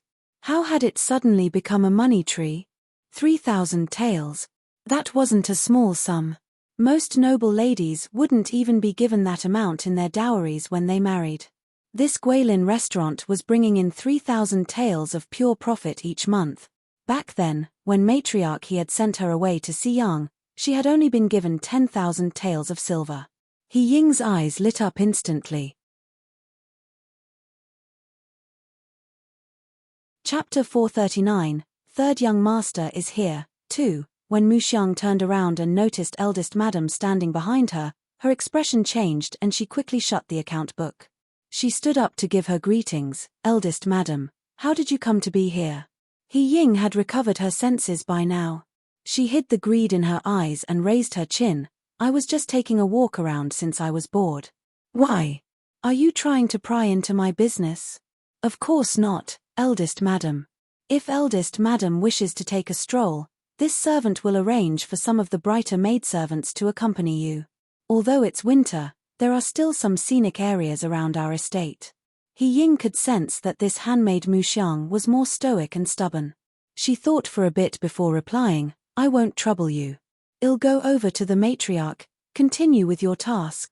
Mu Xiang escorted eldest madam to the door before turning back to deal with the skiving maidservant guarding the door. The little maidservant trembled and pleaded for mercy, but Muxiang's face was contorted into a fierce expression. Another maidservant standing at the side couldn't hold back her own tremors upon seeing Muxiang's appearance. Back in Liangju on the night of New Year's Eve, the guests who had come to the He estate were now seated together in the parlor after eating their fill at the feast. They stayed up to usher in the new year until it was past midnight. Chu Lian then ordered the servants to bring them to some rooms to rest. Chu Lian returned to her own little courtyard and placed all the red packets and 1 purse she had received that night on the table. She sat next to the table and opened up the red packets using the faint light of the lanterns around her. Opening these red packets was like opening presents. The most enjoyable part was the surprise right before opening the envelopes. She hadn't gotten any red packets for a long time back in the modern world, so she wanted to experience the delight of it again. Meanwhile, although it was already the new year, He Sanlang was still pulling a long face in his room, causing the whole room to be enveloped in cold. Lai Yu stood to one side with a conflicted expression. He didn't know whether he should sit or stand. He rubbed his hands together and said, Third young master, it's already late. Your wounds aren't completely healed yet, why don't you sleep earlier? He Changdi didn't look at him. Instead, he showed his palm to Lai Yu. Give it to me. Lai Yu quickly pulled out a thin and exquisite wooden box out of his clothes and offered it up to his young master with both hands. Third young master, it's right here. This servant kept it close at all times. This servant didn't dare to be careless with it. He Changdi took the wooden box without another word. An idea flared to life in Lei Yu's mind and he coughed lightly. He bent over and whispered a suggestion in He Changdi's ear. Third young master, it's a matter of course for a couple to be together. Since it'll be the first day of the new year tomorrow, it seems like you should spend the night with third young madam no matter what.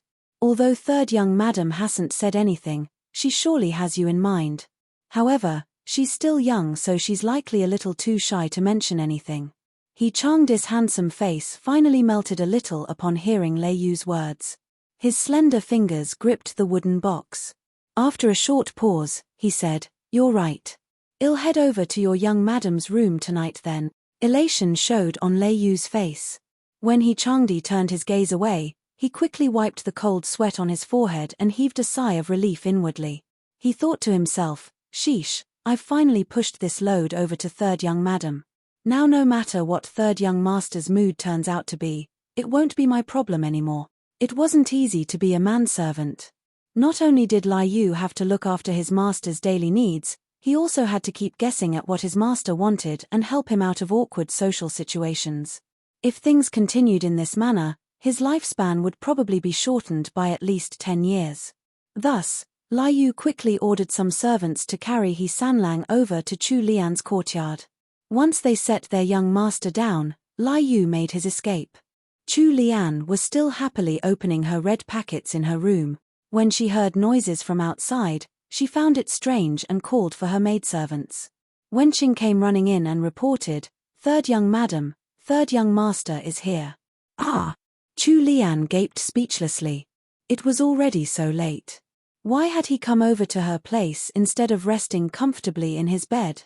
She set down the purse that she had been about to open, the one that Sima Hui had given her, and followed Wenqing to the outer room. He Changdi wasn't able to walk on his own yet, so he had been carried over to Chu Lian's courtyard by a few of the family's soldiers. Right now, he had been set on the hearthbed in the outer room. He was dressed in a black fur-lined cloak that accentuated the current pallor of his handsome face. His long and narrow eyes were half-lidded and his lips were pressed together. He was lying sideways on the hearth. Due to his height, his long legs stuck out a little past the length of the hearthbed, so he had propped them up on the armrest. His slender fingers were playing with the green jade ring on his left thumb. Chu Lian realized that He Changdi would play with the ring whenever he was in deep thought, ever since she had unwittingly given him the jade ring. Stunned as she was by his otherworldly looks, Chu Lian stood by the door in a daze. Chapter 440, Warmth, 1. Chu Lian cleared her throat to gloss over the awkward moment. She lifted the curtain and asked, "It's so late, why aren't you resting yet? Is there something you need to tell me urgently?" Although He Sanlang's eyelids were lowered, he had been watching Chu Lian from the edge of his vision. When she had paused in front of the pearl curtain at the door and had been seemingly entranced by him, he was beside himself with delight despite his cold countenance. Restraining the fireworks in his heart, He Changdi said in a low, husky voice, "I remembered that there is something I haven't given you yet, so I came over." Chu Lian looked at him doubtfully. She walked over and sat down beside him. Tilting her head to one side, she asked, "Really?" He Changdi covered his lips and let out a cough, before he shifted his gaze elsewhere. "When have I ever lied to you?" Chu Lian's brows creased together. Her limpid eyes stared at He Changdi, her suspicion as clear as day. This lunatic He Sanlang was always full of empty words. He Sanlang scolded Chu Lian for shamelessly staring at him in his heart. She was clearly too brazen for her own good. However, he also felt like he was floating on clouds at the same time. He enjoyed this scorching hot gaze of hers and he wished that Chu Lian would only ever have him in her eyes. Thus, a short while later, the tips of his ears began to redden. Chu Lian reached her hand out towards He Changdi. He Sanlang caught sight of her small outstretched hand as he looked up. Before he realized it, he had already reached out to grab it with his large and coarse hand. When their hands came into contact with each other, it was as if a spark of electricity had passed through their arms and hit them straight in their hearts. He Sanlang couldn't help rubbing and kneading her soft and delicate hand. His wife's hand was so lovely to the touch. Her hand was so soft, so warm, and especially smooth. It was so tender and fragile that he was afraid of squeezing too hard. Coming here tonight was the wisest decision he had ever made. Chu Lian's temples twitched. She watched as He Sanlang's chiseled face gradually turned warmer while his eyes lit up like the stars in the night sky. She could feel his large palm enveloping her hand. As if grabbing her hand wasn't enough, he rubbed and caressed her hand all over, like he had just found his favorite toy. It looked to her like he wanted to commit even the length of her nails to memory. Although this feeling wasn't half bad, this wasn't what she had intended when she reached her hand out. Chu Lian forcefully pulled away her hand from his, before showing her palm once again to He Changdi. "So where is it? Didn't you say that you wanted to give me something?" It was only then that He Sanlang finally understood why his wife had reached her hand out.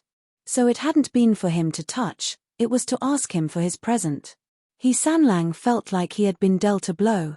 The icy countenance that had thawed a little froze right over again. He scanned the young girl before him with half-lidded eyes.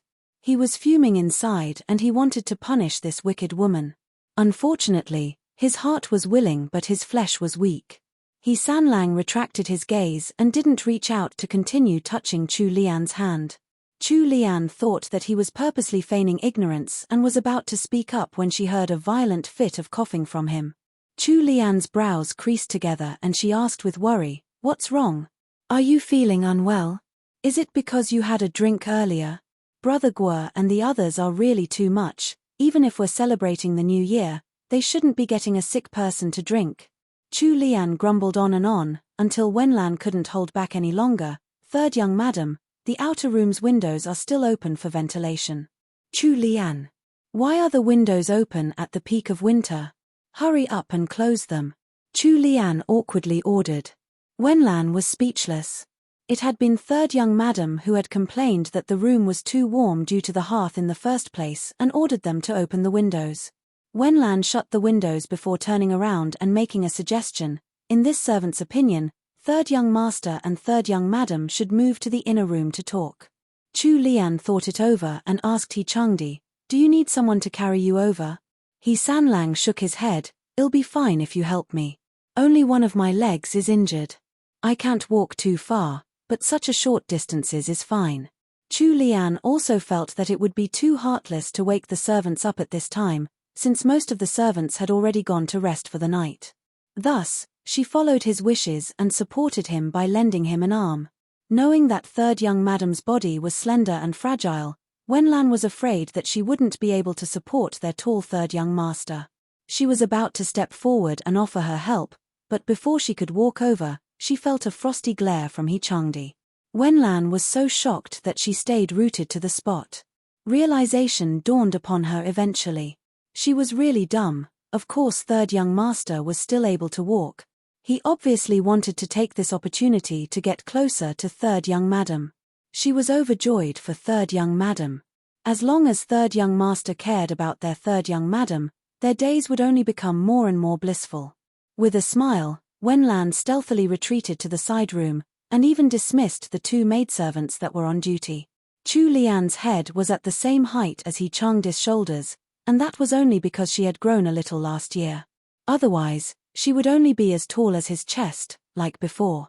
Despite all that, she still appeared frail and puny beside He Sanlang. He Changdi rested an arm on Chu Lian's shoulders. With half of his body leaning on hers, he carefully got off the hearth bed. His large black cape practically covered Chu Lian's whole body. The two of them were so close that Chu Lian could smell the bitter ointment on his body. With the two of them like this, it didn't look like Chu Lian was supporting him.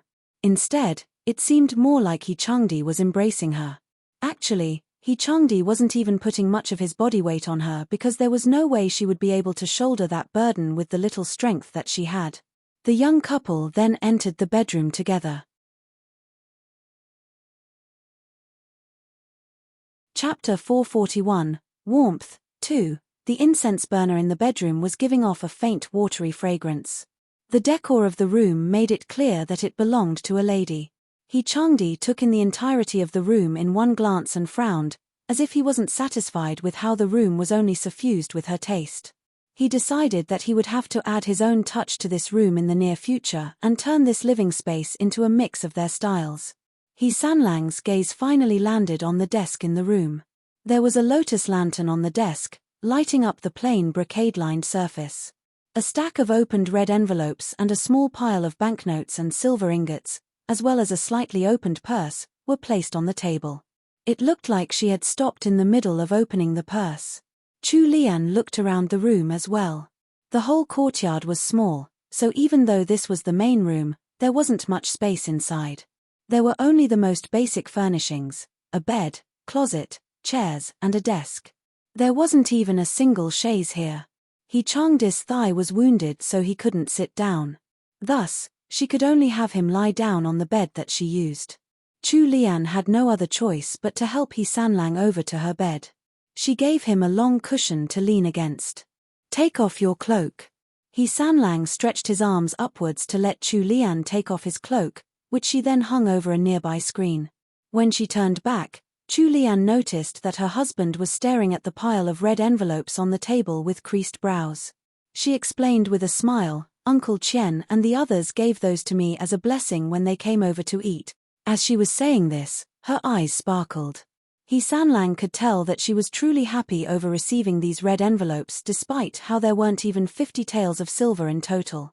He Sanlang couldn't help asking, "Didn't you receive red envelopes in the past?"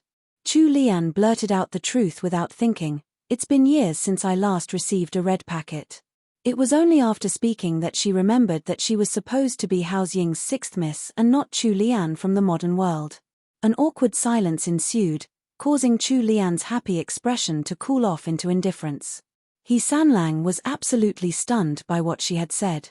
He had heard about things to some extent and he had even sent someone to investigate her after he reincarnated, so he definitely knew about her situation back when she was still in the Ying estate.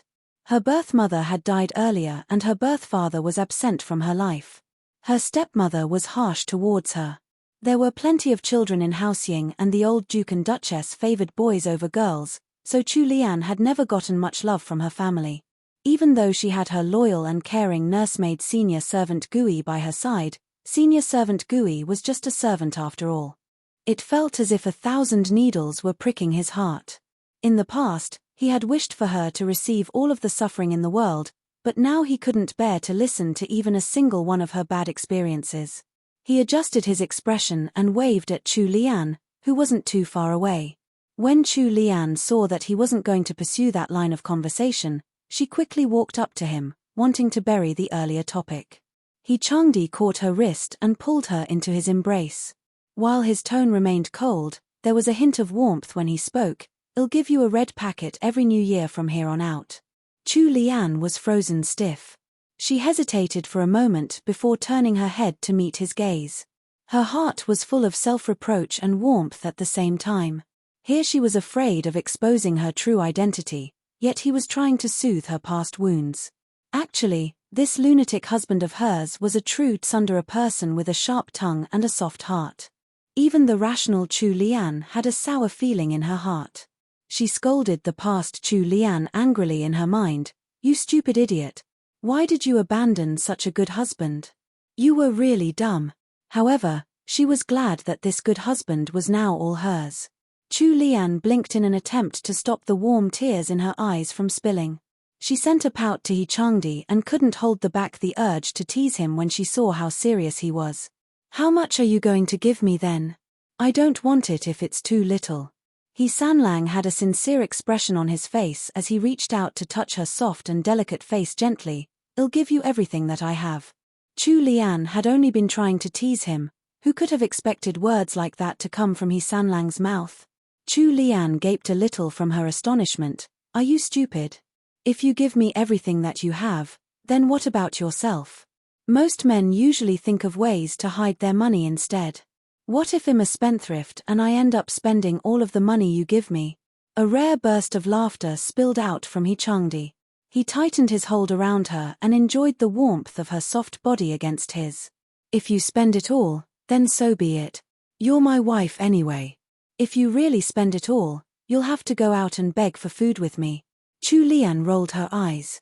This naive He Sanlang was assuming that she wouldn't leave him in that case, just because they were married on paper.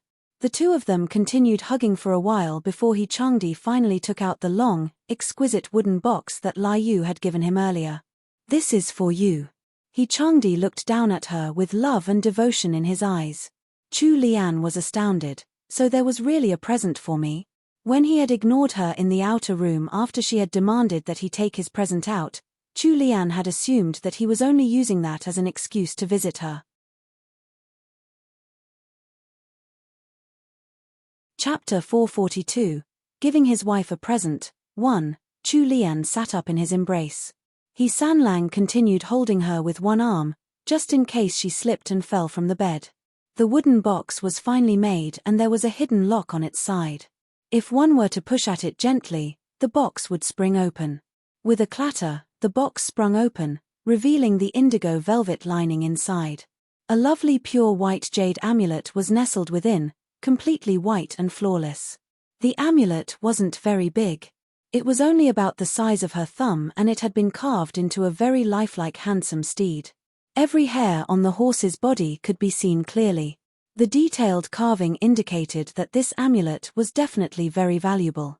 The top part of the amulet was threaded through and hung on a red string mixed with gold thread. It was clear that this was meant to be worn on the neck. Chu Lian's zodiac was the horse, just like the original Chu Lian in the story. Her wide eyes glowed with happiness. It was clear that she really liked the very first present He Changdi had ever given her. She took the exquisite jade amulet into her hands and showed it off to He Sanlang. She asked with a sweet smile and an even sweeter tone, "When did you buy this?" He Sanlang's expression was a little frozen. He had been observing her face the whole time. When he saw that her smile seemed genuine, he let out a sigh of relief. Only the heavens knew how nervous he had been when he had given her the present. His heart was still hovering in his throat. He had thought of 1,000 possible reactions from her. What if she didn't like it? What if she thought that the jade amulet was too cheap? Basically, all of his uncertainty had disappeared into thin air the moment he saw how happy she was with his gift. However, He Changdi had always been awkward at expressing his feelings. His reply to Chu Lian's question was just a simple, "I bought it in passing when I went to Sioux City." Of course, the part about buying it in passing was an absolute lie. This fellow had lain in bed thinking about what to give her for many days. It wasn't until the 27th that he had finally sent Lai Yu off to Sioux City to pick out something very carefully. Lai Yu almost died from how hard he had to rush for the trip. He had used up most of the savings he had on him to buy such a small piece of white jade. He originally wanted to buy something even better, but this was all he was able to afford at the moment. Chu Lian could sense the white lie he was telling, so she giggled and moved closer to He Sanlang. "My dear husband is so lucky. A jade amulet that you randomly purchased just so happened to be horse-shaped, just like my zodiac. It's even made of high-quality white jade. If there's a next time, why don't you buy a few more so I can give them away as presents to my friends in the capital?" He Sanlang's temples throbbed. Buy a few more? He would have to sell himself to get that much money. Chu Lian presented the jade amulet to him on her palm. The white jade amulet sat prettily on her fair and soft hand, dazzling He Changdi's eyes. He raised an eyebrow in question, asking her what she was doing with his gaze. Chu Lian lifted a hand to her forehead and puffed up her cheeks. A little speechless from her slow-witted husband, she said, "Help me put it on. Didn't you buy this for me to wear?" It was only then that He Sanlang took the jade amulet from her with a poker face. He lifted up the hair covering her back, revealing a fair and smooth neck. Following that, he helped her put on the horse-shaped jade amulet with gentle hands. Her porcelain white skin made the gold and red string of the amulet stand out. The red string wandered down her neck and ran parallel to the curve of her chin, placing the amulet right in front of her chest. The jade amulet sat there above her bust like a beautiful accent to her beauty, leaving his mark on her. Chu Lian pushed away the arms that He Sanlang had wrapped around her and turned around. She looked up at him with a lovely smile and asked, "Does this look nice?" Warmth had already melted the ice block on He Sanlang's face. He reached out to touch the jade amulet on her chest and nodded cheerfully. "Beautiful," he murmured in a low and husky voice. Chu Lian was taken off guard by his sudden passion. She quickly stuffed the amulet into her clothes and got off the bed in one swift movement. She walked over to her desk before speaking. "Go ahead and rest first. I'm not done with opening my red packets, I'll sleep right after that." Although He Changdi seemed a little embarrassed, he didn't stop Chu Lian this time. He had already made it into his wife's bed anyway. Now that he had achieved his goal, he wasn't too bothered by other minor details. After experiencing that heart-pounding moment, Chu Lian actually didn't have the mood to continue opening her New Year's gifts. She was only using them as an excuse to avoid him because she was too shy to face him right now. In an absent-minded daze, she opened up the purse that Sima Hui had given her. The ties keeping the purse close had already been undone earlier. Chu Lian simply appended the purse onto her palm, causing whatever was inside to slide out. Something cool fell onto her warm palm, surprising her. Jolted out of her daze, she looked down at it. Her first reaction was a stunned silence, before she quickly closed her fingers around the item and snuck a look behind her at Enchanting, who was lounging against the headboard of the bed. She smiled at him a little stiffly. Sanlang caught sight of her gaze and frowned. He asked suspiciously, "What's wrong? What's in that purse?" Chu Lian quickly explained, "It's nothing, it's just some banknotes. I'll go and get Wenlan to bring some hot water in." After saying so, she quickly left the bedroom.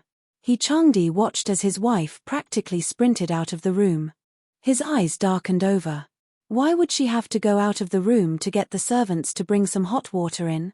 The side room where the servants rested was placed right next to this one. Most master bedrooms had a rope connected to a bell in the side room so they could call the maidservants in with just a simple tug. Chu Lian patted her chest once she was out of the bedroom. A whoosh of air signified her relief from the awkward situation. She swiftly hid the item in her hand. If that lunatic Sanlang saw this, it would surely leave a blow on his heart. Luckily she had been sitting with her back facing him. Chu Lian sighed and called out to Wenlan before returning to the bedroom. When Chu Lian returned, Sanlang didn't say anything, as if he hadn't noticed anything strange about what had happened just now. Once Chu Lian had finished washing up for the night, he went to sleep with his arms around her. Chapter 443, Giving His Wife a Present, 2. The next day, on the dawn of the first day of the year, the sound of firecrackers could be heard all over the normally desolate Liangju city. Even though they were out here in the north, there were still customs they had to follow. Chu Lian woke up bright and early in the morning to prepare New Year gifts for General Chen and the others. When Chu Lian woke up, Sanlang was still sleeping. She carefully tucked the blankets back around him without waking him up and quietly got off the bed to put on her clothes. Once Chu Lian had left the bedroom, Sanlang opened his eyes. He stared at the ceiling for a while before finally moving the covers aside and moving out of bed. He took the cloak that was still hanging on the screen before heading outside. Wenqing was on duty in the outer room. Sanlang's sudden appearance gave Wenqing a fright, as he was hobbling and favoring one leg. "Third young master, this." Changdi sent her a cold glare and order in a frosty one, "Go and guard the door. Don't let anyone in." Wenqing looked back at him in surprise, but unfortunately, she couldn't withstand Changdi's ice-cold gaze for long. She gave in to the threatening aura around her young master and obediently followed his order to guard the door, despite the uncertainty in her heart. Once Wenqing had left and shut the door, Changdi started opening up all the cabinets and chests in the outer room. After training in the army, Changdi had gotten pretty skilled at tracking. He found the traces left by Chu Lian and quickly found what he was looking for. In just a few moments, as he was digging under the pillow on the hearthbed, he felt something icy cold and pulled it out. When he got a good look at it, he instantly froze up. It was a jade amulet carved into the shape of a horse. Although it was also made of white jade, both the craftsmanship and quality of the jade were better than the one he had given her. He had grown up in a noble house, so he had a discerning eye for quality. This jade seemed quite old. It was probably something from the previous dynasty. It might even have come from the imperial palace, making it priceless. His gift couldn't even be compared to this jade horse. However, Chu Lian had quietly hidden this piece away. A warm feeling suffused Sanlang's heart. He understood why Chu Lian had done so. After a momentary daze, Changdi carefully hid the jade back where he had found it and called Wenqing back in. He leaned against the headboard of the hearthbed coolly with a neutral expression. The threatening air around him, honed by his time in the army, made Wenqing lower her head in deference. She and Wenlan had grown up under senior servant Zhong's guidance. They hadn't seen third young master much when they were young. Now that she had finally met her master again in the north, she always felt pressured whenever she was around him. She didn't even dare to lift her head before him now. Wenqing gulped anxiously and asked, "Third young master, do you have any orders for this servant?" Sanlang's tone practically dripped icicles. "Who gave your third young madam that purse yesterday?" Wenqing hadn't expected her master to ask something like that. She was worried that the purse might have caused some sort of misunderstanding between him and third young madam, so she quickly explained, "The red purse with embroidered patterns that third young madam received yesterday was from General Sima. This servant witnessed it personally. Please don't mistake it as third young madam receiving a present from some stranger. He Changdis' eyes narrowed into slits. Sima Hui. It was that Sima Hui again. Chu Lian is his wife. What was she trying to move in on? That damned butch. Wenqing felt like her head was still in the clouds even after she was dismissed. She couldn't wrap her head around why third young master had only asked her a single question about the purse before letting her go. Left alone in the room, He Sanlang leaned against the headboard in deep thought. He hadn't bothered much about material items before. As long as he had enough silver to buy what he needed, he had felt perfectly fine. Furthermore, there usually wasn't much that he needed to spend on in the army. However, it looked like it wouldn't do if he continued like this. He had to start earning some money. At the very least, he had to be able to afford better presents for his wife so that he wouldn't get outshined again. Chu Lian spent the whole afternoon busying herself with the New Year gifts before ordering Mo Chenggui to send them to the army camp, along with some of the family soldiers. Just as she finished that task, Manager Qin came into the main room, beaming from ear to ear. During this period of time, he had been busy with what Chu Lian had ordered him to do. His whole figure had slimmed down, compared to back in the capital, and his face had become sharper. As the saying went, every chubby man was an unpolished jewel. Once he had slimmed down, Manager Qin was a rather good-looking man himself. The way he smiled before saying anything made him look like a wolf in sheep's clothing. He was looking more and more like a proper steward as time passed. Chu Lian was sitting on the hearth bed in the main room, drinking some red bean and lotus porridge. When she saw how radiant Manager Qin seemed to be, she smiled back. Is there some good news? Manager Qin never forgot his manners in front of Chu Lian.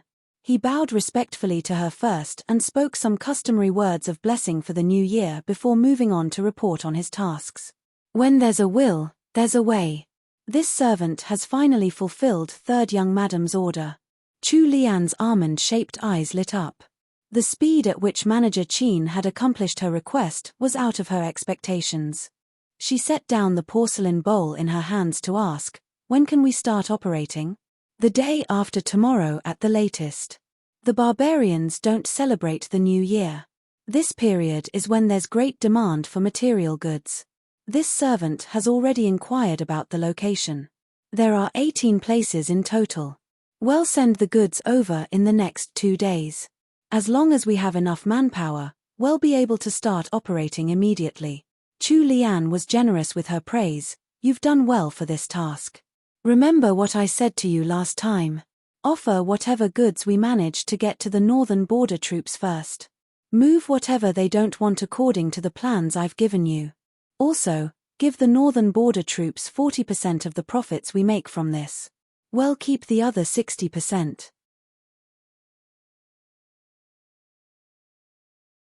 Chapter 444, Princess Weiss Birthday Banquet. 1. Having the best ideas in the world alone is not enough. One needs to have the resolution to give up something in order to make ideas a long-term reality. Manager Qin admired his mistress a lot for this quality of hers. If he had been the one to come up with this idea, he wouldn't have the generosity to give away 40% of the profits just like that. Manager Qin noted down all of Chu Lian's instructions for him. Also, I want to be there for the opening day. Manager Qin was happy about that, of course. It was going to be a very important day, the culmination of all of his efforts over the past few days. If he were to get Chu Lian's approval from this, that would make him even prouder and more satisfied compared to getting 10% of the profits. Before all these events, there had been something else important happening in the capital, Princess Weiss' birthday. It was on the day right before the eve of the new year. Although Prince Weiss' estate had always been favored by the emperor, both Prince and Princess Wei remained as low-key and humble as possible. It was also precisely because they didn't go around flaunting or boasting of their favor that they were able to remain in the good graces of the emperor. Princess Wei usually kept it quiet for her birthday and would only hold a small family banquet in their estate. Her birthday was so close to the end of the year anyway, so she didn't want to disrupt the New Year celebrations of the other noble houses. However, this year was different, because it was Princess Weiss' 40th birthday. Even before her birthday had come, Even the Empress Dowager in the palace had instructed her to host a large celebration this year, let alone her husband. Royal Princess Duanjia was in her mother's room right now, writing invitations together with her. Mother, Chu Liu isn't around now. What are you doing, inviting those people from House Jingan? Royal Princess Duanjia pouted, showing her displeasure on her face. She didn't like a single person from that house except for Chu Liu and He Erlang. Princess Wei petted her daughter's hair helplessly. You're already 15. If not for your father and I wanting to keep you with us for 2 more years, you'd be married by now. How are you still so rash when it comes to these social matters? Royal Princess Duanjia continued pouting. Mother, you're still nagging at me. It's not that I don't understand what you mean, but I just can't see eye to eye with that Madame Jingan. Did you forget what happened at the Mid-Autumn banquet? Alright, that's enough. We're just inviting them for a meal. Even if you don't like them, they're Jinyi's in-laws. Since you like Jinyi so much, you'll have to get along with House Jingan if you want to keep associating with her. Royal Princess Duanjia rolled her eyes. Fine. Mother knows best. Thus, House Jingan received an invite from Prince Wei's estate the next day. Even though Princess Wei was hosting a large celebration this year, it was still very low-key compared to other members of the imperial clan. There were only 10 or so noble houses who received invites, so these invites were extremely precious. They were a mark of association with Prince Wei's estate. House Jingan wouldn't receive an invite normally, since their house didn't have any connections with Prince Wei's estate. However, thanks to Chu Lian, Princess Wei had sent House Jingan an invite this time. Those who didn't know about Princess Wei's connection with Chu Lian would think that it was House Jingan's prestige that had earned them an invite. He Ying was one of them. Matriarch He was extremely happy about receiving an invite and took it very seriously. She immediately ordered senior servant Liu to prepare the gifts. He Ying pleaded with her mother for half a day before the matriarch finally agreed to bring her and her daughter to Princess Wei's birthday banquet. If not for the lack of other female family members to accompany her, since her daughter-in-law was still bedridden and her granddaughters-in-law weren't present, matriarch He wouldn't have agreed to bringing He Ying and Miss Pan so easily. On the morning of Princess Wei's birthday, He Ying and her daughter got up early to prepare. The two of them were staying in a side room in Qingxi Hall now. Matriarch He had given them some of her maidservants to serve them and all of the maidservants had been trained well, so their standard of living was much better than before. Eldest Madam and her daughter, Miss Pan, had brought a maidservant each back from Siyang. The one serving He Ying was called Choyun and the other serving Miss Pan was called Pinglu. Pinglu was older than Choyun by a year and was already 16 this year. She was small and frail-looking. Apparently, she had been trained as a female escort before entering the estate as a maidservant. Once mother and daughter were both dressed up, they went to Matriarch He's bedroom in Qingxi Hall together. Matriarch He inspected their dressing and accessories personally and made sure that there was nothing offensive about them before leading them to the carriage that would take them to Prince Wei's estate. The entrance at Prince Wei's estate was currently filled with arriving guests. The young royal princes were standing at the door to welcome their guests, along with Princess Wei's trusted senior servant and court ladies. It was Pan Nianzhen's first time attending such a grand banquet, so she was a little timid. Once she was helped out of the carriage by a maidservant, she kept her head low and followed right behind her mother and grandmother, imitating their every step. When Princess Wei's trusted senior servant Lan, noticed that House Jingan's matriarch had arrived, she walked towards their party with a welcoming smile. This old servant greets the matriarch. It's already the end of the year, but our house has troubled matriarch He to make the trip all the way here. Princess Wei was still telling this old servant last night that she feels guilty for it. Senior servant Lan had a rank as a court lady in the palace, as she acted as Princess Wei's subordinate. With her rank, she didn't actually have to bow towards the madams of the various noble houses. She was treating House Jingan's party with respect purely due to Princess Wei's affection for Chu Lian.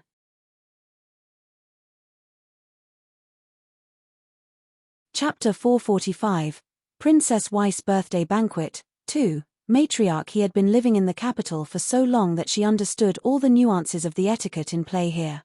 Her face was kindly, making her look approachable despite her age. There's no need for you to greet me. It is my honor to be invited to Princess Weiss' birthday banquet. I will have to trouble Senior Servant Lan to pass on my blessings to Princess Wei. He Ying was standing to one side. When she saw how courteous her mother was acting towards a servant, disdain surfaced on her expression. This person wasn't even the princess herself, she was only a servant. Did her mother really need to fawn over a mere servant like this, with her title as first-ranked noble wife? Could it possibly be her age getting to her? Senior Servant Lan was sharp-eyed, as befitted her position. She had caught He Ying's small movements. You're too courteous, matriarch. This old servant will pass on your words to Princess Wei later on. It'll be the eve of the new year tomorrow. Has there been any news from honored Lady Jeannie in the north? Senior Servant Lan had mentioned Chu Lian in front of Matriarch He at this time on purpose. A smart person would instantly realize what she meant. Matriarch He had never been a slow-witted person as the de facto leader of her family. Senior Servant Lan wasn't really asking about news of Chu Lian. Princess Wei had sent 2 of her bodyguards along when Chu Lian had left for the north.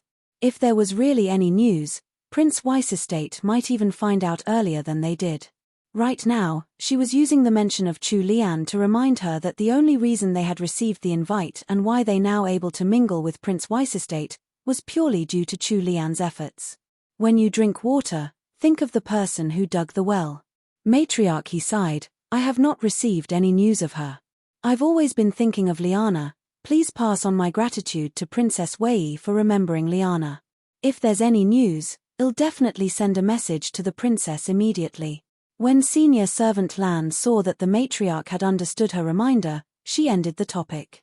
She spoke up courteously, look at this old servant has completely forgotten about the time while chatting. Apologies for keeping Matriarch here out in the cold wind. This old servant has failed in my duties. Matriarch, it's getting late. This old servant will guide you to the inner court. He Ying had already lost her patience some time ago while waiting. It wasn't until the 3 ladies had gotten onto the sedan that the prince's estate had arranged to take them into the inner court that Matriarch He finally got the chance to give a stern warning to her daughter. Miss Ying, what kind of look was that just now? Matriarch He intoned. He Ying was too stubborn to accept the scolding and snapped back, Mother, what were you doing talking so nicely to an old servant? Even if she's dressed lavishly, she's still just a servant. We'll lose our dignity if we lower ourselves in front of a servant. Matrech He harumphed, annoyed with her daughter's tone. What do you know? That servant you're talking about is a highly ranked court lady. Her rank is even higher than yours. He Ying was frozen stiff in shock. That old woman is a court lady.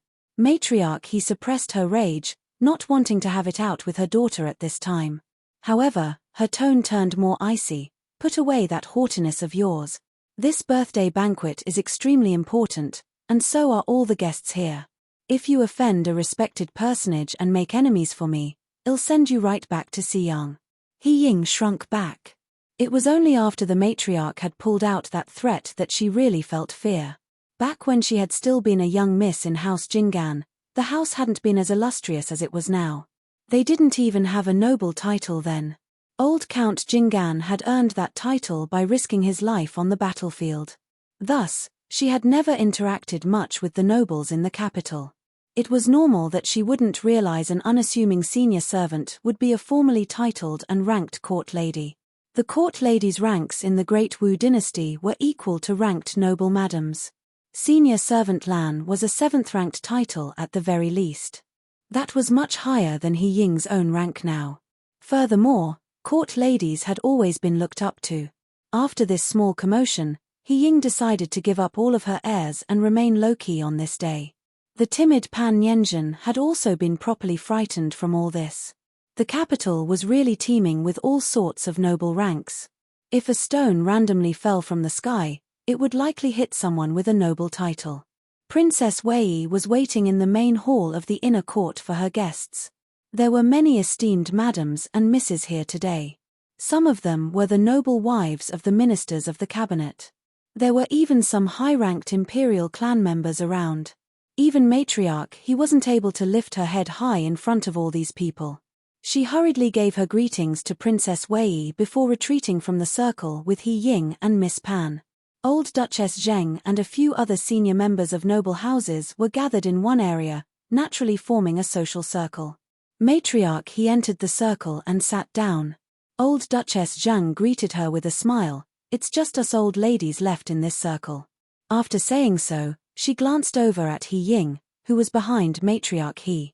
Old Duchess Zhang was close with Matriarch He and knew about all the events that had happened in their estate a few decades ago. She frowned slightly before continuing. "When did Miss Ying return to the capital?" Matriarch He set aside the ill feelings in her heart and returned the smile. "She came back just a few days ago.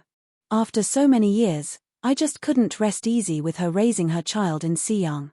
The young ones in my estate aren't around much, so I get lonely easily. Thus, I thought of bringing Miss Ying back." While old Duchess Zheng didn't approve of the matriarch's decision, she kept it to herself and didn't make any mention of it in front of He Ying. She nodded. "It's good that you've brought her back. Now that we're old, all we want is to see our children happy by our side." Following that, old Duchess Zheng turned to Pan Yanjun, whose head was still pointed at the ground. "This is. House Jinggan didn't have any young misses around this age. She had seen Chu Lian a few times before, so she would recognize her if it was Chu Lian." Matriarch He smiled. "This is my granddaughter. She came back from Xiyang along with her mother."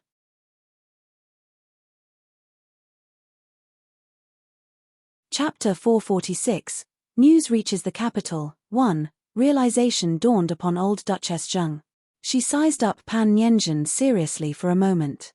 The way the young lady kept her eyes down shyly was much more to her liking than how her mother acted.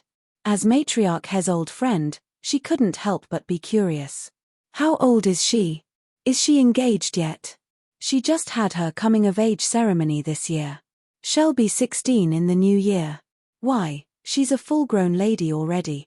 "I senti that exactly why I'm worrying about it now." Old Duchess Zheng chuckled and shot her old friend a look. "All right, I understand.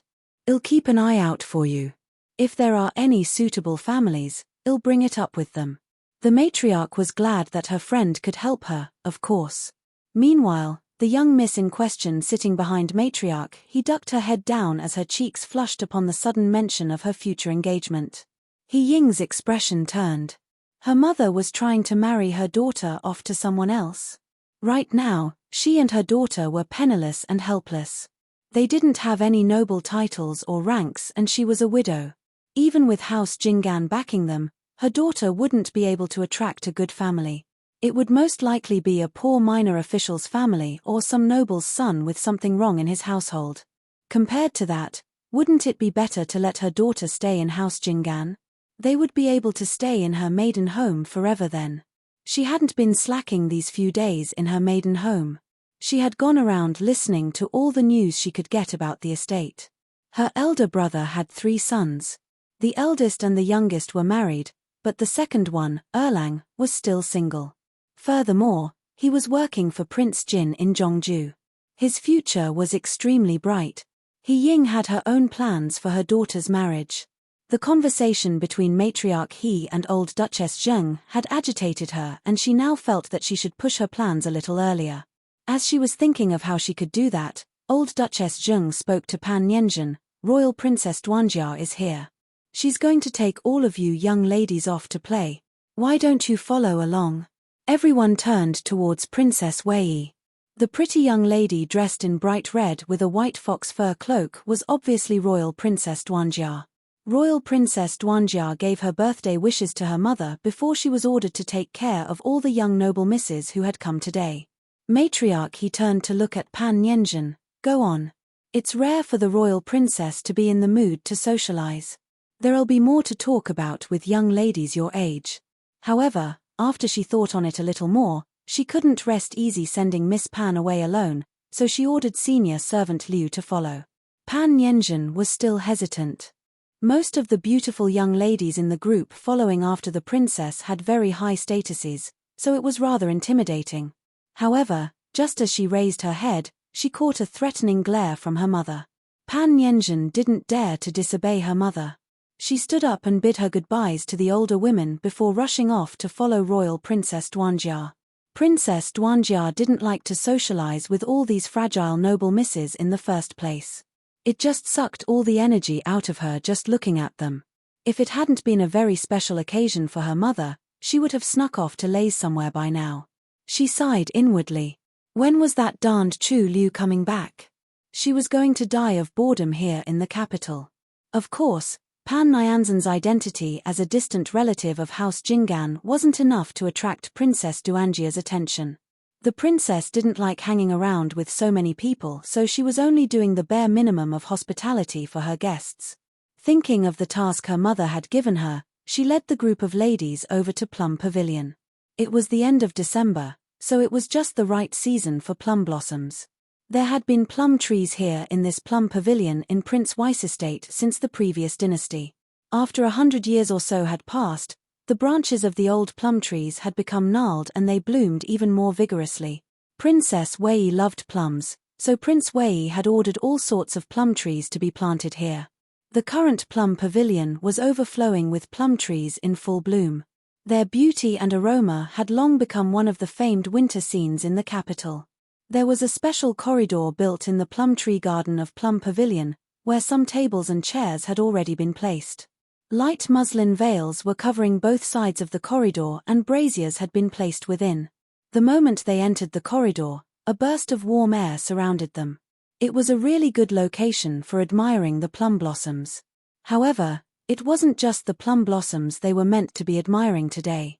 Right next to this walled-off garden, with just a single barrier separating them, came a burst of men's voices and laughter. Once they heard the sounds of young men so close to them, most of the young ladies instantly knew what the real purpose of this plum blossom party really was. All of them exchanged glances and smiles. Instruments of the four arts, zither, go, calligraphy and painting, had been placed in the corridor. They were meant for the young ladies to play with and pass the time, but mainly for them to show off their talents in front of the young noblemen. Once Royal Princess Duanjia had led the party of ladies in, she leaned against a chaise in the corner with a completely disinterested expression. She had no interest in this matchmaking party. After she ordered Jinxiu to pour a cup of honey water, she sipped a little and frowned. Inwardly, she complained to herself, "Why isn't Chu Liu back yet? There's such beautiful scenery yet. Wouldn't it be nice if we sat here with some barbecue and wine? Why do I have to entertain these snobby and pretentious noble misses here? How boring." Pan Nianzhen was timid and senior servant was still keeping an eye on her, so she simply sat at one side and watched the noble misses in the center playing the zither and painting. There was envy in her gaze. Suddenly, there was a burst of movement from the crowd. The ladies gathered together and pointed at the wall separating this garden from the next one, chattering in excited tones. Pan Nianzhen stood up in curiosity and followed where the ladies were pointing.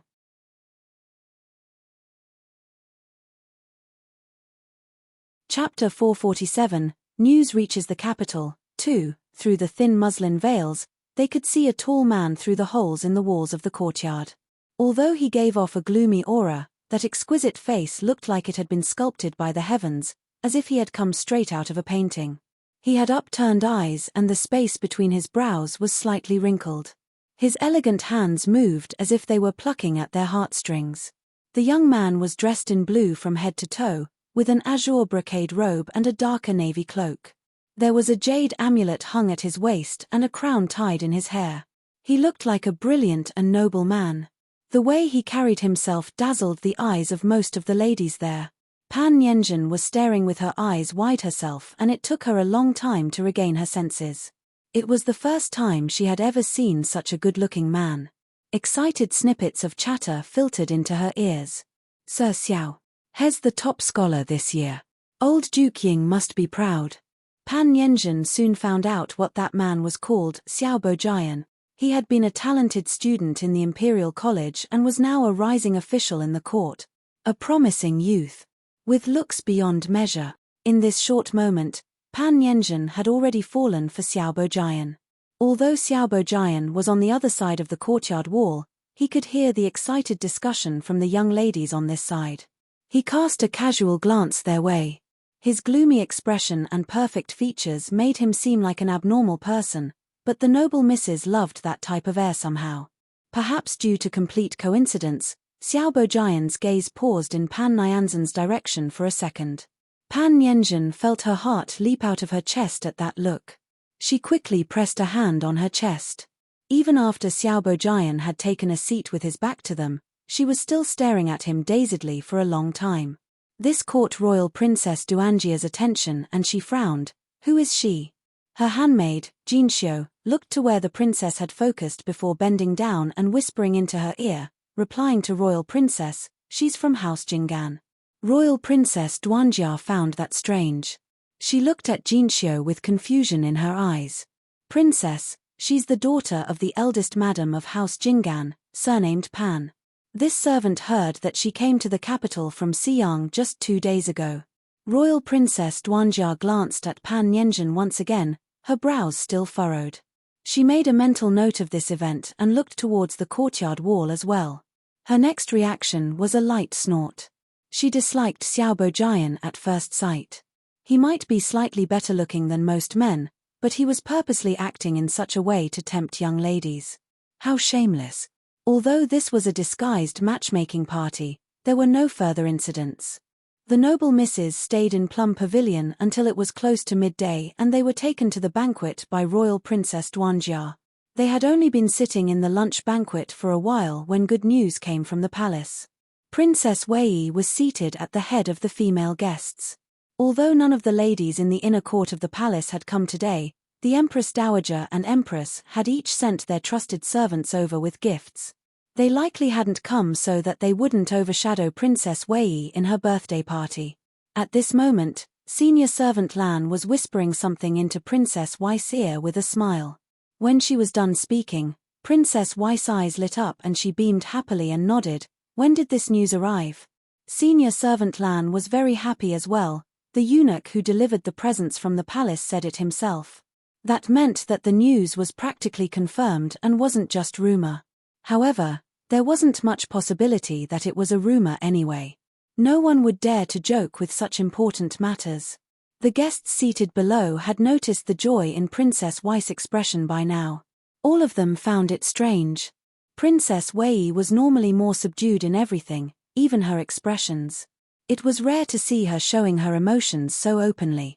Now they all wanted to know what it was that her senior servant had whispered to her that made the princess so happy.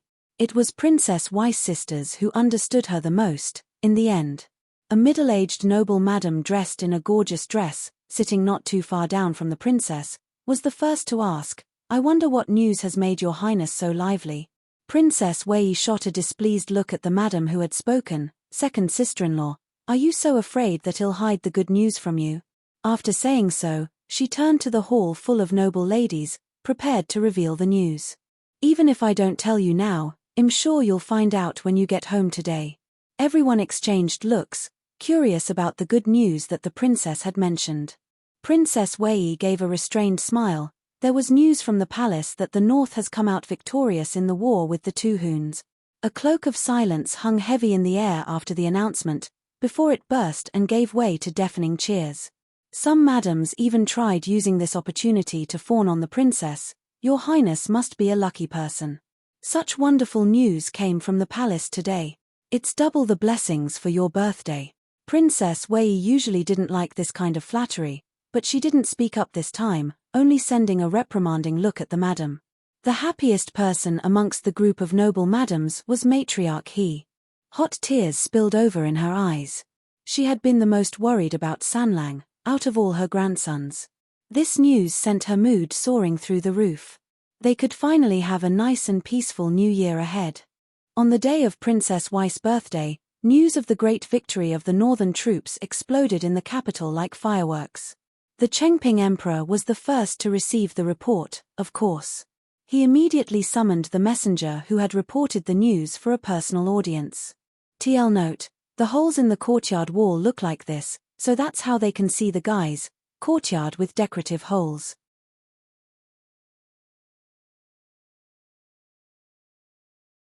Chapter 448, Becoming a Marquis, 1. the messenger respectfully handed over Great General Qian's report to the Chengping Emperor. There were detailed records of the events in the war with the two Huns in the report. When the Chengping Emperor finished reading the report, his shout of approval rang 3 times, before he immediately ordered a servant to bring him a writing set. He wanted to personally write the imperial decree. Having received such wonderful news at the end of the year, the New Year celebrations in the palace were going to be livelier than previous years. On the first day of the new year, the Chengping Emperor's decree arrived at the Jinggan estate. Matriarch He took the lead in front of the entire estate to kneel and receive the decree at the entrance between the inner and outer courts. Astonishment, apprehension, and joy warred within her heart. It was completely out of her expectations that her youngest grandson, He Sanlang, had contributed the most to the victory in the Northern War. The Great Wu dynasty was at peace and their ruler was wise. It was rare for anyone to earn great military merit in a golden age like this. Even if they held equal ranks in the imperial court, the positions of the military officials could hardly be compared to the literary officials now. A noble house like House Jinggan, which had come to power using their military contributions, would find it hard to rise in the ranks now. Even for those with ambitions, it would likely take at least a decade of effort to establish a foothold in court. The previous count had passed too early, while the current Count Jinggan was stationed far away in Mingju. Matriarch He had actually been very worried about the future of her grandsons. She hadn't expected He Changdi to have made a name for himself just by making a trip to the northern border. This was truly a pleasant surprise. The imperial decree was written very simply, so it was likely that the proper bestowal of the rewards would have to wait until He Changdi returned to the capital. Even so, the simple sentences written in the decree were enough to leave the matriarch in a daze. The Chengping Emperor had actually bestowed the title of Marquis upon He Changdi, Marquis An Yuan. That was a whole rank higher than the count. Despite her decades of experience, matriarch He was still dumbfounded by this. The person who had read out the decree to them was a eunuch favored by the emperor himself. He smiled and said, "Matriarch, this is such wonderful news. When the Marquis returns, this lowly one would like to join in the celebration." Matriarch He was pulled back to reality by his words. She immediately set aside all other in her head and cleared her mind so she could attend to the eunuch. "Then this old woman shall await your coming when the time comes, Gong Gong." Matriarch He accepted the decree and rewards on He Changdi's behalf and had senior servant Liu offer up a gift in return. The eunuch had to rush back to the palace to report the completion of his task, so he politely declined Matriarch He's invitation to stay. Once the party that had delivered the imperial decree had left, Matriarch He was still holding on to the imperial decree in a daze. So there were now 2 noble titles in House Jinggan? Excluding the previous dynasty, since the beginning of the Great Wu dynasty, there hadn't been any noble families who had the honor of possessing 2 noble titles. This meant that a second-rate aristocratic family like House Jinggan had made the leap to the upper echelons of the nobility with a single promotion. Matriarch He had doted on He Changdi the most from the beginning. It was a fact that the title of Count Jinggan would be passed down to the eldest grandson He Changqi. The second son, Erlang, spent most of his time with the Dragon Guards and was unwilling to marry, so the matriarch couldn't be bothered with him. Initially, her plan for He Changdi was for him to take the imperial examination and go on the path of becoming a literary official. Although it would definitely have been difficult, with the support of House Jinggan, he would still be able to become successful in court after a few years of effort. However, who could have expected that he would sneak off to the northern border? All the worries that matriarch He had carried throughout his absence now turned to joy. Now that He Changdi had a noble title, even if the children decided to split the family into smaller branches one day, there was no need for her to worry. The one that she had to worry about from now on was the single He Erlang. It went without saying that Madame Liu was exultant upon hearing that her son had become even more successful than his father and grandfather. The eldest son He Changqi had always been self-aware of his talents. He knew that he wasn't half bad, but he was willing to admit that he wasn't as good as his youngest brother. Now that He Sanlang had managed to achieve success at the northern border, He Dalang was proud of him as a member of the He family. In the whole of House Jinggan, Madame Zhu was probably the only one who was unhappy to receive this news. She had already been less favored than Chu Lian before this, but the third branch now had a noble title ranking above theirs. Coupled with the fact that she hadn't birthed an heir for the main branch, her days in House Jinggan would only get tougher from now on. Madame Zhu lowered her head while being helped up by senior servant Qiao. No one noticed her jealous and hostile expression. As for He Ying and Pan Nianzhen, they were first shocked, then overcome with joy. He Ying was the eldest madam of House Jinggan. Now that House Jinggan's position had risen, her status would naturally rise alongside it. Once He Sanlang returned to the capital, he would likely be placed in an important position considering the emperor's intentions behind this imperial decree. When that happened, House Jinggan would become an esteemed house even amongst the nobility in the capital. Since her older brother, Count Jinggan, was still around, House Jinggan wouldn't be splitting up their family branches anytime soon. However, the only way for them to maintain this standard of living for the rest of their lives was to have her daughter marry into her maiden house. He Ying's slender eyes glistened. At the same time, the Chengping Emperor's decree was being sent to Liangju at top speed. However, as it was still winter, it would still take more than 10 days for the news to get from the capital to Liangju. In all likelihood, the Lantern Festival would probably have passed by the time the decree reached Liangju. TL note, the noble ranks go in this order: Duke, Marquis, Count, Viscount, Baron. So remember how we have the main branch and the third branch of House Jinggan? They are referred to as branches for a reason. Each of the sons of the current head of the family has their own family branch. While the current head is alive, his sons can live together in the same estate. Once he dies, the noble title is passed down to his heir and the other sons have to leave to make their own way in the world, forming their own branches. The matriarch was worried for He Sanlang because his future was uncertain, but now that he has a title even higher than his father's, his future is secured even after the family splits.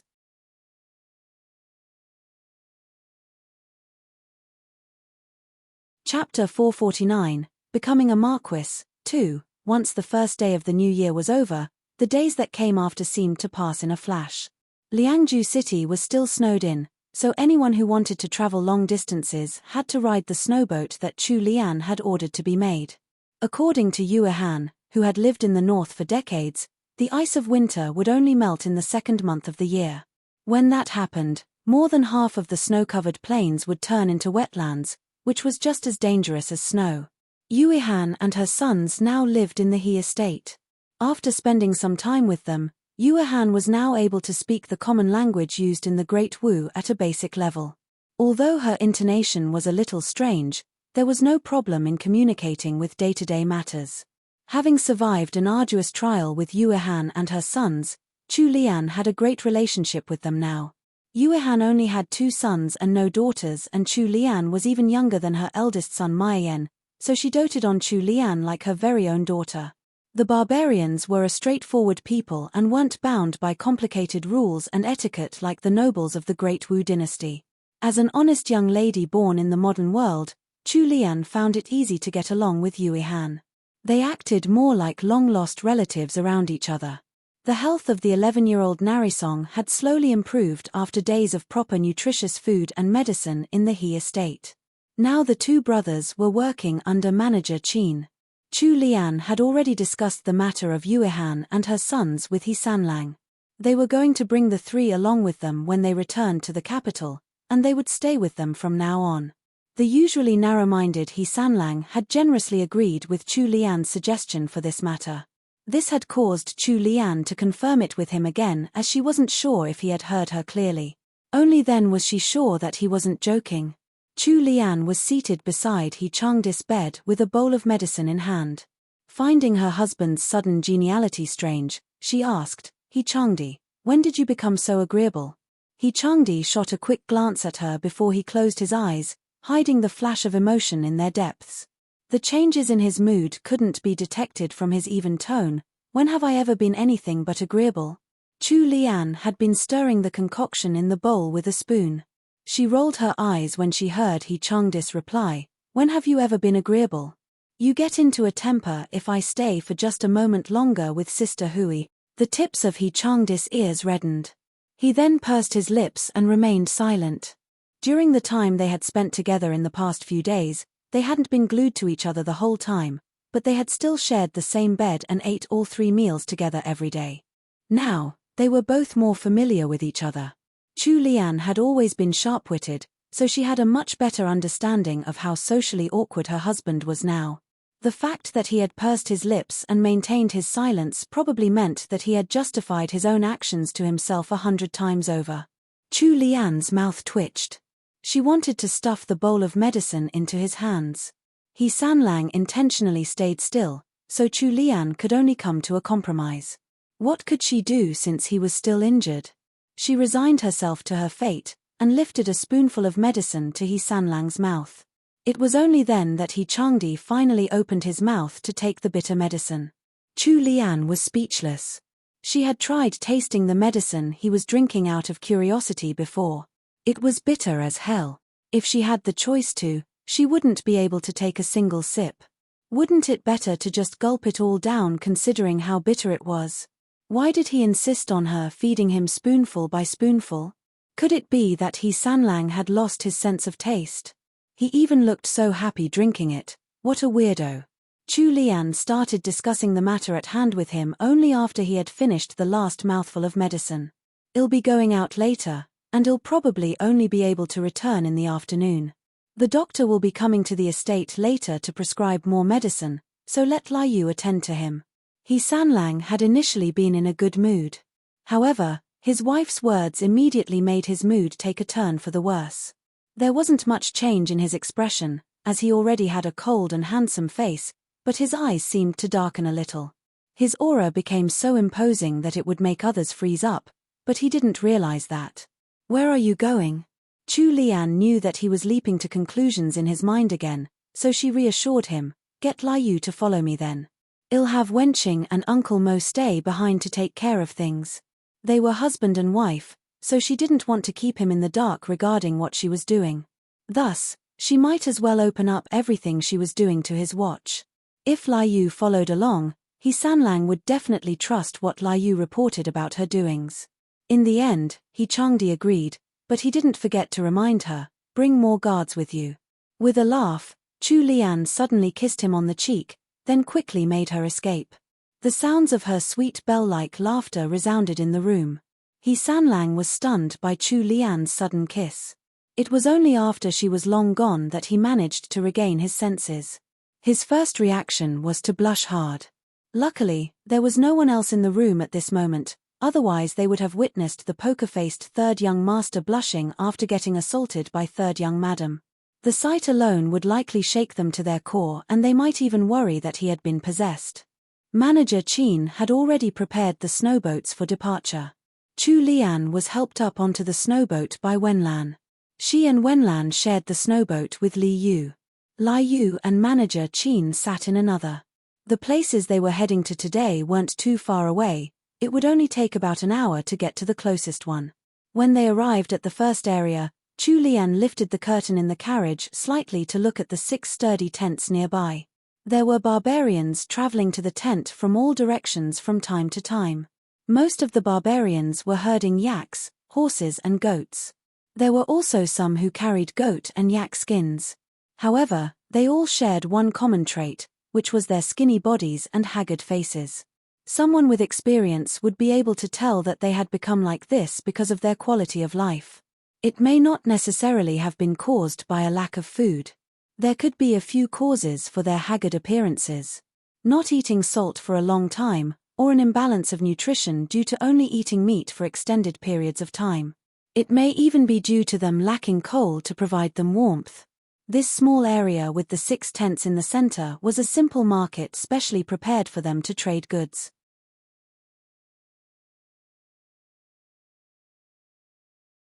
Chapter 450, Returning to the Capital. 1. Chu Lian didn't get out of the warm pen immediately.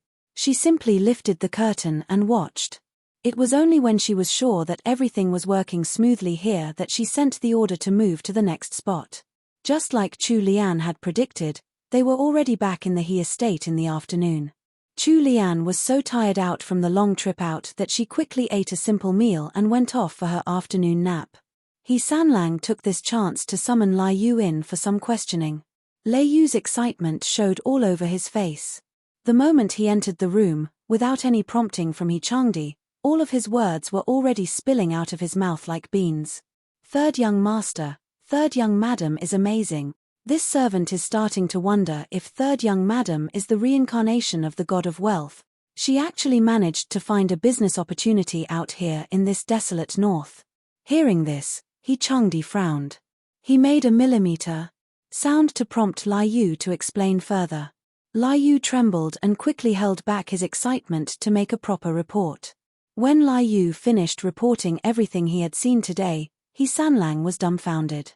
With the convenience of the snowboats, Chu Lian had sent some men out to Suzhou to trade for large amounts of basic necessities. For example, coarse cloth, salted vegetables, coal, lamp oil and assorted grain crops. Following that, they had split them up and brought them to a few designated areas. The barbarians who lacked these basic goods could trade for them with their livestock, yaks, horses and goats.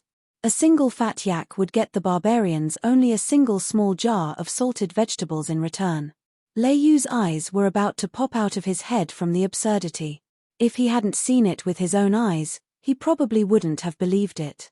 Back in the capital, a single yak was worth at least 10 taels of silver, and it was a rare commodity. Even though their third young madam was so ruthless, the barbarians were actually pleased while trading. They even looked like they had just scored a great deal instead. It made Lai Yu completely flabbergasted to watch. The law in the Great Wu dynasty prohibited the trading of important resources like salt and iron to other countries. Chu Lian was an upright and law-abiding citizen, so instead of selling salt, she sold salted vegetables. Anyway, the barbarians weren't picky about it.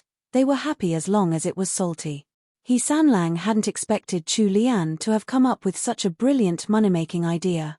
Even if they didn't process the barbarians' livestock, they could sell them as they were for at least 10 times the original value of the goods they traded them for.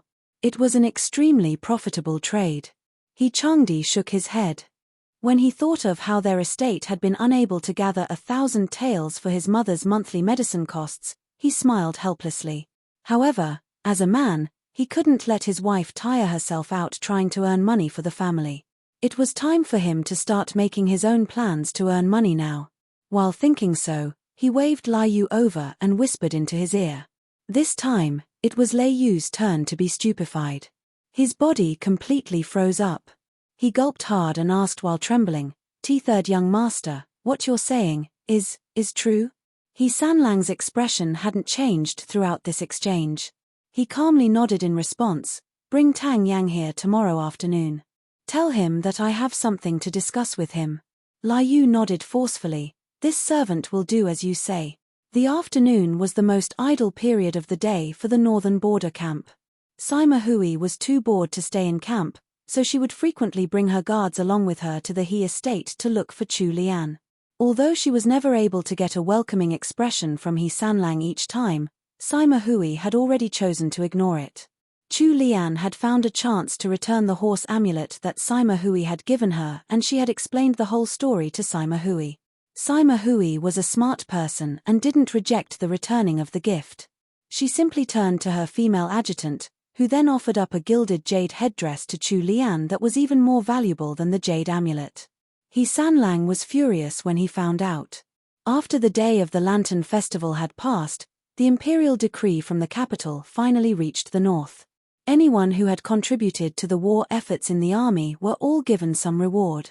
Only the ones who had achieved great merits like Great General Qian, He Changdi, Sima Hui, and Captain Guo were to receive their rewards back in the capital. Everyone knew that the emperor had bestowed the title of Marquis upon He Changdi. Although many of them were envious, they admired him first and foremost. It was He Changdi who had contributed the snowboats in time and gone to Sioux City with an elite group to bring supplies back to save them. He had even gone up against the Northwestern Army and Xiaobo Jian to do so. Without him, the northern border troops wouldn't have been able to come out victorious in the war. Although transporting the supplies was a small matter, it had been the key to victory. The dangers he had faced while doing so weren't any less than facing the Tuhuns in battle. Furthermore, He Sanlang had killed just as many Tuhuns on the battlefields as they had. Thus, his brothers-in-arms in the army were all happy and satisfied to see that he had been bestowed a noble title. Since they had already received the imperial decree and their next set of orders, the worries of the northern border troops dissipated. Great General Qian then decided to bring all of the men who had contributed outstanding service back to the capital for their rewards. Since her mother-in-law, Countess Jinggan, was still awaiting the Snow Mountain Mist's flower to treat her illness, Chu Lian couldn't stay too long in the north either. On the 20th of the month, Chu Lian made preparations to return to the capital. He Sanlang's injury wasn't completely healed yet, so they had to avoid jolting him too much on the journey back. This meant that he couldn't travel too quickly. Thus, Great General Qian ordered He Changdi and his wife to set off earlier with General Sima and the others. In 4 or 5 days, General Qian would catch up to them with the rest of the men.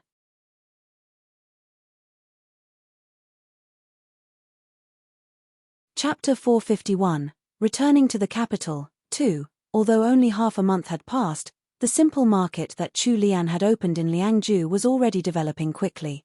She predicted that they would be able to create a new trade route in a year or two if business went well, with the support of the northern border troops. By then, this trade route with the barbarians would likely become the best way to supply the army with good quality steeds. Even if they had to hand over a half of the profits of the trade route to the government, the remaining profits were still a good amount. Since the simple market was still in the middle of growing, Chu Lian left manager Qin, Narisong and Maya Yen behind in Liangju. Once everything was stable and once they found some suitable managers to take over, she would summon them to the capital. After resting for a month, He Changdi's wounds were getting much better. Although he still couldn't walk normally, he could move slowly using some crutches. According to the doctor, He Sanlang was young and his body was in good shape. Although he had been wounded heavily this time, with enough nutrition during his recovery period, he would be able to recover quickly. After 1 more month, he would be able to walk normally. In 2 more, even riding wouldn't pose any problems. The troops heading to Suzhou formed a long line, winding through the snow-covered grasslands like a little dragon. He Changji was seated in a snowboat alone with an overcast expression. Lai Yu huddled in a corner of the warm pen upon seeing how his master was in bad mood. He didn't even dare to breathe audibly. He Sanlang leaned against the wall of the warm pen with a book in a hand. Who knew if he managed to read any of it? Anyway, an hour had already passed but Lai Yu hadn't seen him flip the page yet. He Sanlang suddenly put down the book and ordered Lai Yu, "Go and ask your third young madam what's for lunch later." Lai Yu quickly obeyed and jumped off He Changdi's snowboat. It wasn't until he had gotten off the snowboat and switched to a horse that Lai Yu heaved a sigh of relief. He shook his head helplessly and headed towards third young madam's snowboat instead. Right now, Sima Hui was chatting with Chu Lian in a warm pen. Their maidservants would interject with some jokes from time to time, so there were occasional bursts of laughter from the warm pen. When Lai Yu drew close, he sighed inwardly. No wonder his young master wasn't happy. Third young madam had abandoned him in a snowboat by himself to come chat with General Sima so happily. It would be crazy if third young master was happy about this. In a short moment, Yue Han had lifted the curtain covering the entrance and jumped into the warm pen. She passed Lei Yu's words over to Chu Lian. Chu Lian found it funny. She asked for the time and realized it was almost time for the midday meal. She then ordered Wenlan to pass a small box of food to Yue Han, who was to pass it to Lai Yu outside and send it to He Changdi. It wasn't easy to travel to Suzhou, even with the snowboats, so they wouldn't stop in the middle of the day, even for lunch. Thus, most of their midday meals were some dry rations. They would only make a warm meal when they stopped for the night. Holding the small box of food, Lai Yu didn't even dare to lift the curtain of his master's warm pen. It was only when He Sanlang purposely coughed that Lai Yu had to brace himself and enter. As expected, he was met with He Sanlang's fist. They finally reached Su City on this night. Some of the family soldiers had already gone ahead to book their rooms for the night. He Changdi had specially made arrangements in private.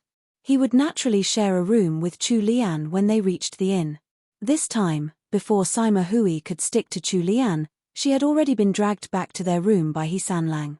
Once they reached their room in the inn, the wooden door was slammed shut with a bang. Changdi threw his crutches to one side and pressed Chu Lian up against the wooden door. His strong arms were placed on either side of her body, trapping her within his embrace. Chu Lian was still dazed from all the movement. She felt a pinch on her soft lips, then her mouth was open to Changdi's plundering. His demands were both sudden and forceful. Chu Lian couldn't fight against him with the tiny bit of strength she had. The hands she had placed against his chest slowly turned limp and slipped down to grasp the lapels of his tunic. Once that domineering kiss was over, the two of them panted for breath. Chu Lian was especially flushed while her almond-shaped eyes were glazed over. Her warm and fragrant breath blew over Changdi's chest in puffs. Although they were separated by a layer of clothing, it felt as if those warm puffs were brushing directly over his bare chest. Chu Lian quickly covered up her burning face with one hand and frowned. She used her other hand to push forcefully at the strong arms Sanlang had put on either side of her. Changdi, let me go. Let me out. Sanlang cast his eyes downwards to stare at the flushed woman in his arms.